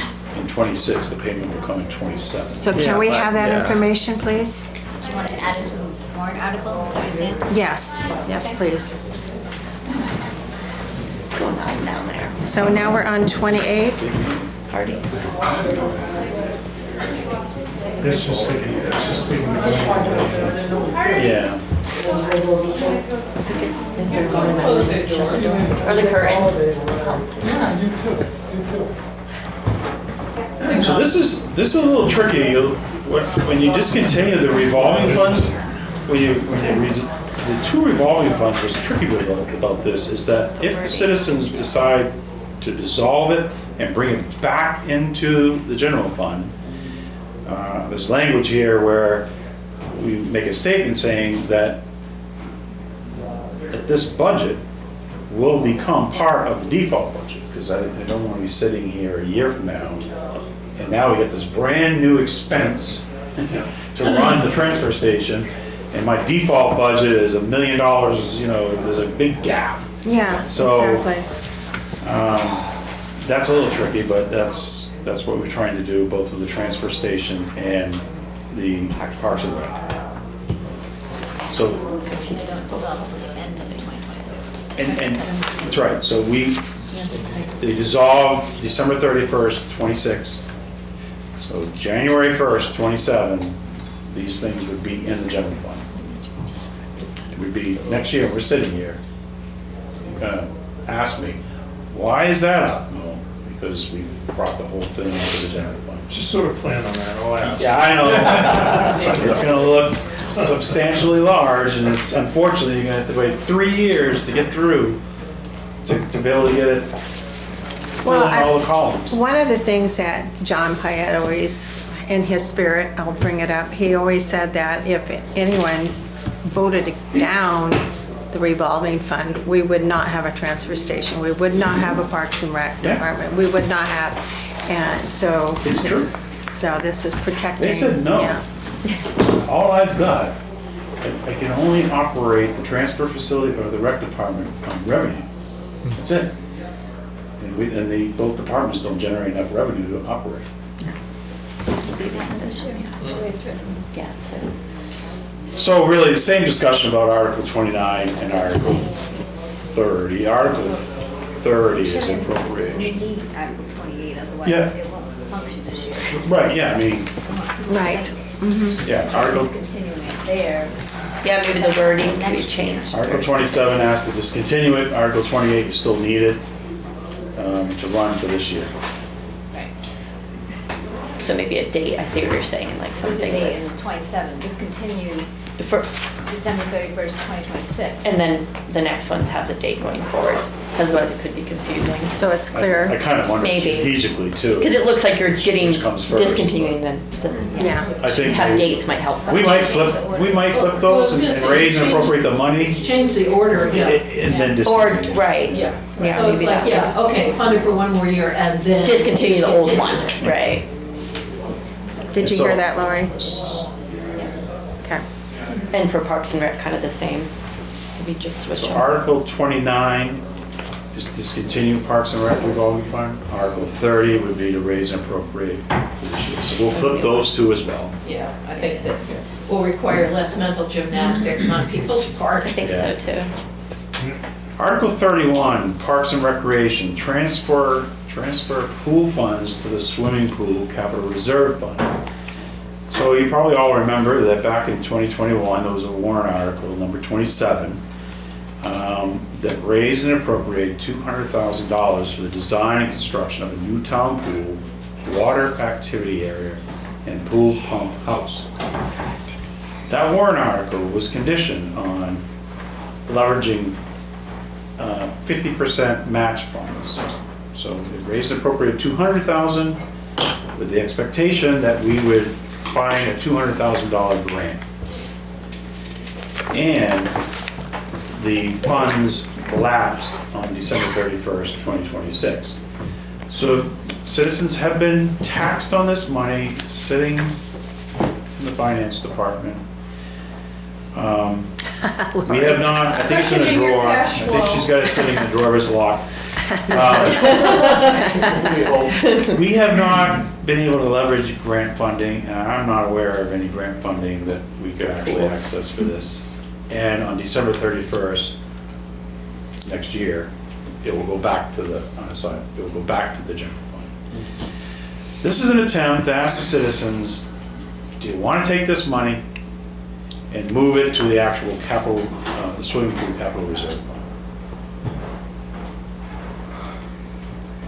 The capital reserve fund right now for the pool, it has a balance of $78,000. If we could put this $200,000 in there, I think we could start making some progress on what we're gonna do with this pool.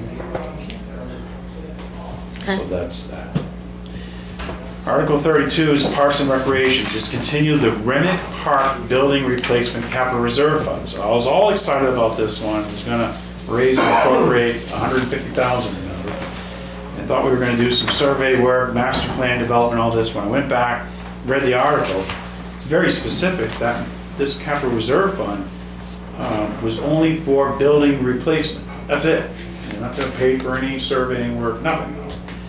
It's too limited. There's a balance in this fund of $1,079. Oh, wow. So I think it's best to dissolve it. We're building our house for that. And then For a small dog. Article 33 would establish a Parks and Recreation Building and Facilities Capital Reserve Fund. So this one is very specific. It covers all of your Parks and Rec building and facilities. All the costs would have to exceed $10,000, so we're not doing those $5,000 projects. It's gotta be $10,000 or more. And the Parks and Rec commissioners would be agents to expend. Now, the purpose of it is for the purpose of repairing, replacing, and building new buildings and facilities for expenses exceeding $10,000.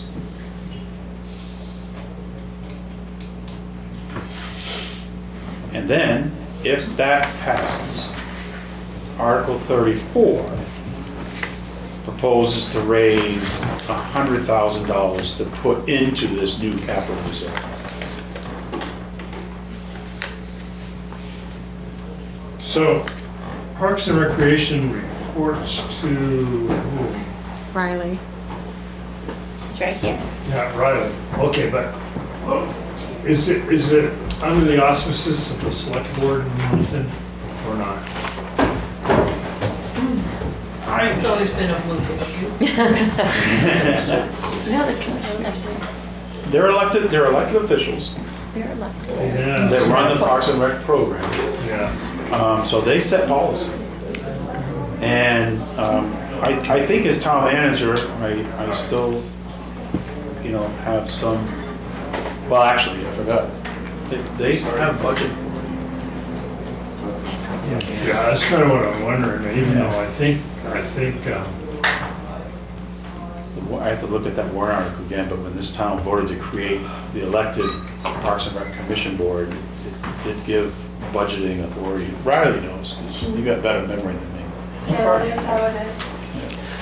That's why they're present at the budget meetings except for today, but typically, and they work on the budget with me after I present the first draft. We all go over the numbers and make sure they're in agreement on what's being presented. One of the things that I was wondering about, because I think of Parks and Rec basically as the recreation part of programs and things like that, and I can see where the commissioners would be in charge of the programming. But we've also, over the years, John Payette in particular, has asked, what do we do with the personnel in the wintertime for some of those, maintenance of the parks and things like that.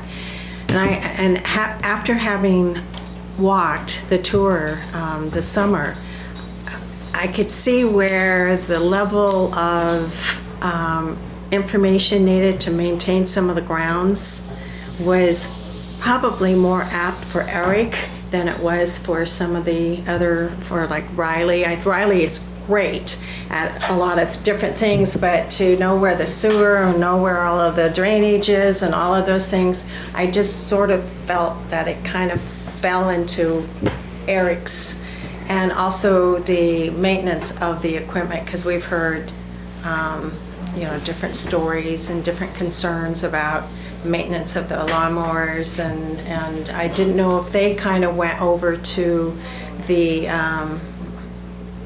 DPW to be serviced, or who took care of them, all the different pieces of equipment. So I was kind of wondering if sometime it would be interesting to see if some of that should be shifted to DPW more than to Parks and Rec, because I see that as swimming pool and programs and that sort of thing. Recently is because we identified that we had maintenance. We weren't consistent with the way we were maintaining our vehicles and equipment. Sometimes we're doing it in-house, sometimes we're sending it out to be done by private sector. But recently, Riley and Eric have come to an agreement that we are bringing our equipment to the highway garage mechanic first and let them troubleshoot. And if they're not able to fix the John Deere tractor because of some specialized, we'll Right. send it to John Deere, but it'll go to the highway garage first, excluding the small gas-powered equipment. So highway department doesn't want the push mowers and the gas trimmers and Yeah. the zero turns. So we're doing those oil changes and that kind of stuff in-house, but still relying on the private companies that service this type of equipment. And we got a lot of work to do, and really, one of Riley's high priorities is really coming up with an overall work plan, a seasonal, year-round work plan for the Parks Department. I think that's what's I think it's very good that there's some cooperation between them, but I just remembered that the lineage, if you will, was always an independent entity as such, but I think that cooperation is, so if you could do more of it in between. Yeah. All right, so that's Article, where were we? That was 34, the capital, putting 100,000 in the capital reserve fund. Article 35 is a multi-year lease for Mount Eustis Ski Hill. Just learn about this, it expires here shortly. Article 36. Is that being used, Mount Eustis? Yeah. They haven't had much Every luck. time They I haven't drive had by. much luck with snow, but I think they had it operational 2 weeks last year. That was it. Yeah, it was a bad snow year. I Yeah. imagine it'll be used a lot more this year. I used to live right below it, and it's not used like it used to be at all. Roger? Troy, are they leasing the whole 33 acres? Because that seemed like that was a little bit of a discussion before, that it was just the ski hill area. Yeah, I just cut and pasted the old Warrant article, but I know that is something. I just had a meeting with the representative from Mount Eustis, and we've got to work on the lease and really narrow the description of the area that they're really leasing. Because Because it gets into insurance issues and actual They were snowmobile proposing- trails and all kinds of You know, stuff. cutting trees and putting in new trails out Yeah. there. Yeah, And there was a discussion on where the trees that they were cutting and the erosion and where the trees are going and Yeah. who owned them. And so I think we cut it back at one time to just a ski hill, yeah. just to look into it. Well, it says up to 33 acres. so Right, that and that's covers you, what yeah. it is for this, Yeah. so all of it's 33 acres. Yeah. Okay. Okay, good. Article 36 is to discontinue the townwide assessment expendable trust fund. This actually exists. We've got $1,479 in it. And Much Article each year 37, for it. what I'm trying to do with Article 37 is really get yourself a fund in place and capture a lot of the discussion that we have going on about really getting more aggressive on getting out and visiting properties and verifying the data. I also need to have a fund that's healthy so that we can turn to it to use to defend tax abatements. And this fund would be used to save for, that once every 5-year revaluation. If we find ourselves 2.5 years from now and we've dropped our equalization ratio below the 87.5 that we've said we will not allow it to drop any lower than 87.5, then we'll have, I don't know if we'll have the money in there, but this fund hopefully would have money that we could do a quick reval Right. 2.5 years later. And also my thought is that we know Great River Hydro Pilot is going to quickly approach us here before we know it. And if we could, over the next 3 years, get this fund established and start putting some money in it, we have a lot of work to do with assessing. So that's what this is trying to do.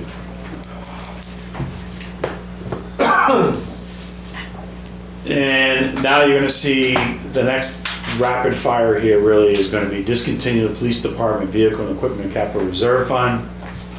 It's this one has $64,121 in it. Article 39 would be to establish a new one for the purpose of repairing, replacing, and purchasing police department vehicles and equipment for expenses exceeding $10,000, and designate the select board as agents to expend. I guess I left unassigned fund balance. Well, no, because money closes into general fund balance. Oh, and then you yeah, take it back yeah, out that's again. right, it has to stay there. Yeah. Okay? And again, expanding the purpose, making sure the selectmen are agents to expend. Same exact thing for Article 40, the fire department vehicle and equipment. Discontinue it, we have $113,026. You would then establish a new,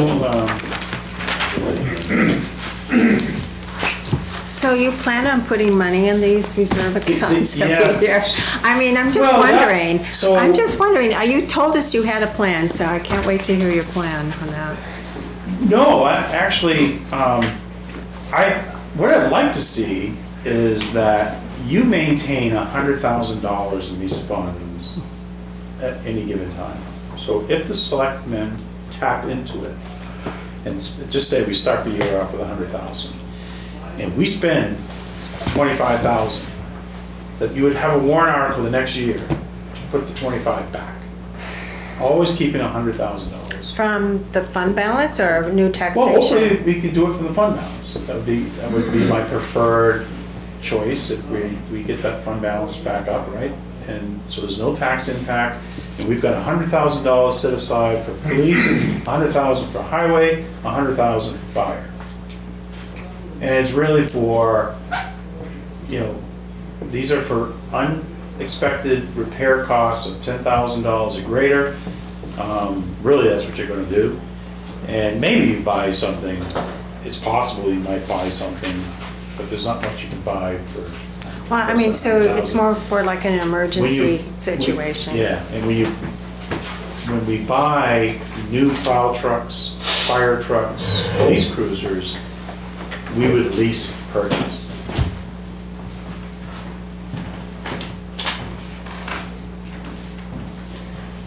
But it would allow the department heads to have a comfort level that when we budget for vehicle repairs, trying to hold the line every single year, we find an amount that we think works for routine repairs. But don't go and say, well, now I gotta fix the ladder truck this year, so now my maintenance line goes from 50,000 to 75. No, we would use this capital reserve fund to take care of the $25,000. John? Yeah, so Troy, I think one of the things that a voter might say is, well, you can spend how much up to on, say, fire or whatever. I just put a minimum threshold of $10,000 There's or greater. 100,000 in it. Yeah. So they could in theory Selectmen. elect to make a capital purchase. Yeah. Right? 70,000. They could.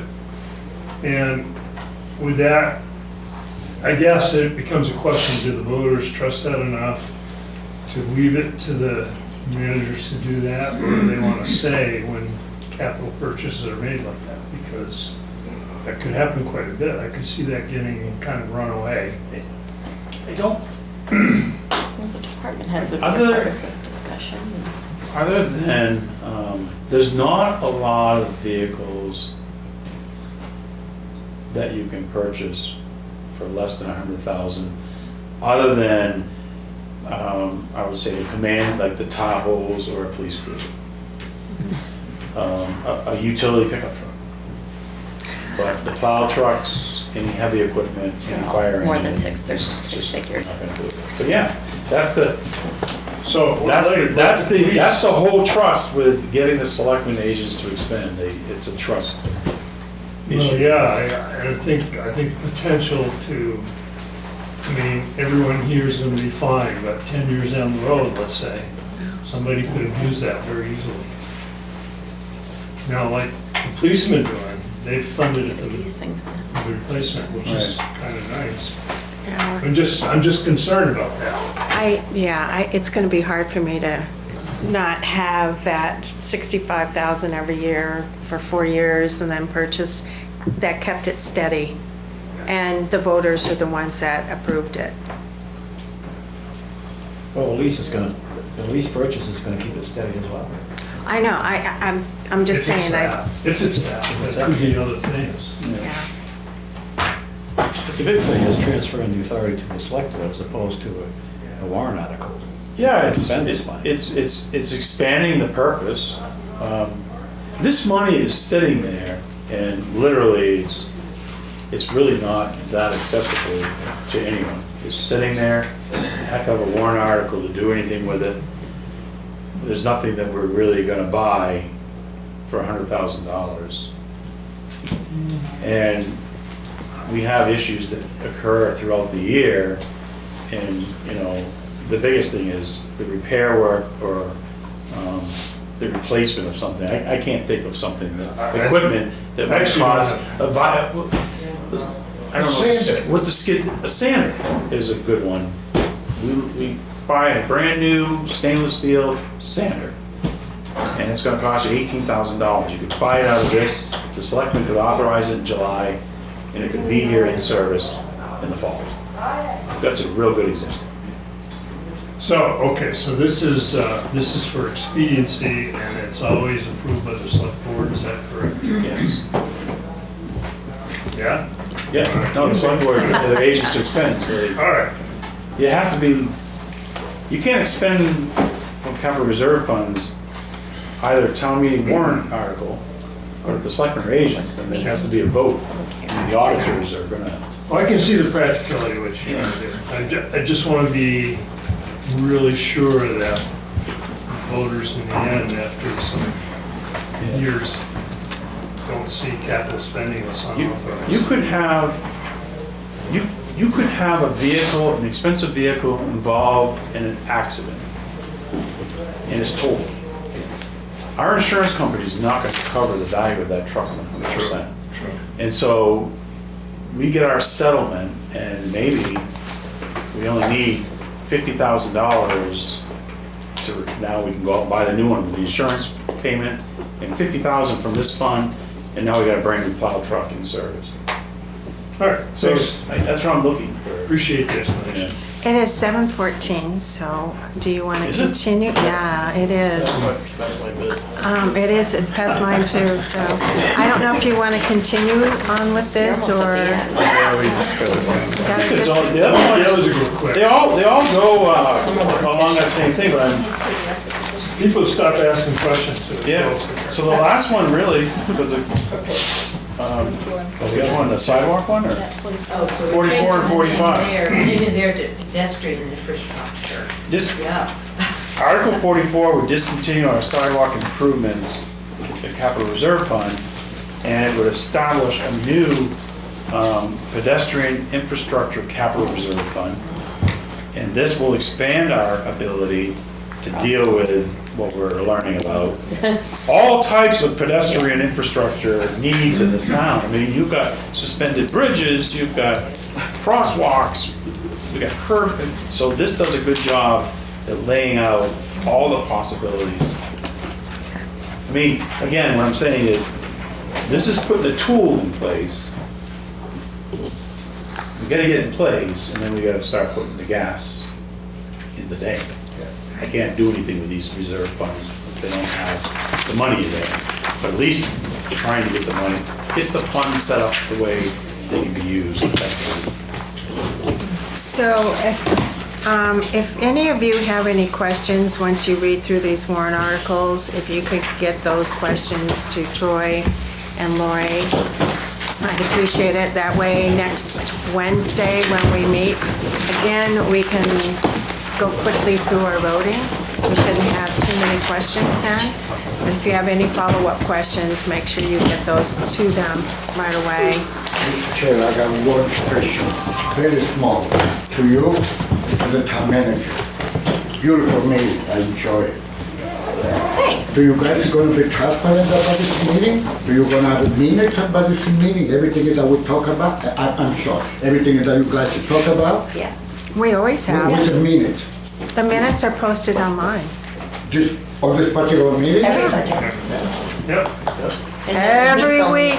Actually, it comes right, No, no, well, a lot of people don't have a TV, and they don't have, YouTube to go. No, Rudy, The minutes are online, if you ask Vicki, if you need us. I'm gonna stop to your office tomorrow. Website. Yeah, we can The print website's them, awesome. it won't be tonight. No, you just instruct me how to do it. Yeah, we can print them. For the one article, kidding. tomorrow I'm gonna spend about $200 in my pocket. I'm gonna make a copies and give it to all the people that they can read that. They're Because not a lot of done. people can. They're not totally, they're not ready yet. Yeah, they're, it'll be a week before they're ready. What do you wait till the The final. minute taker is very slow. And we're, next Monday. Next Monday and next Wednesday, band room next Monday, Yeah, and it may not be the final. Just let Wednesday people next know week it's for not, here, yeah, it's not okay? final. Any other comments from anyone? Okay. Do I have a motion to adjourn? Okay, second, all in favor? Aye. Thank you. Can you, table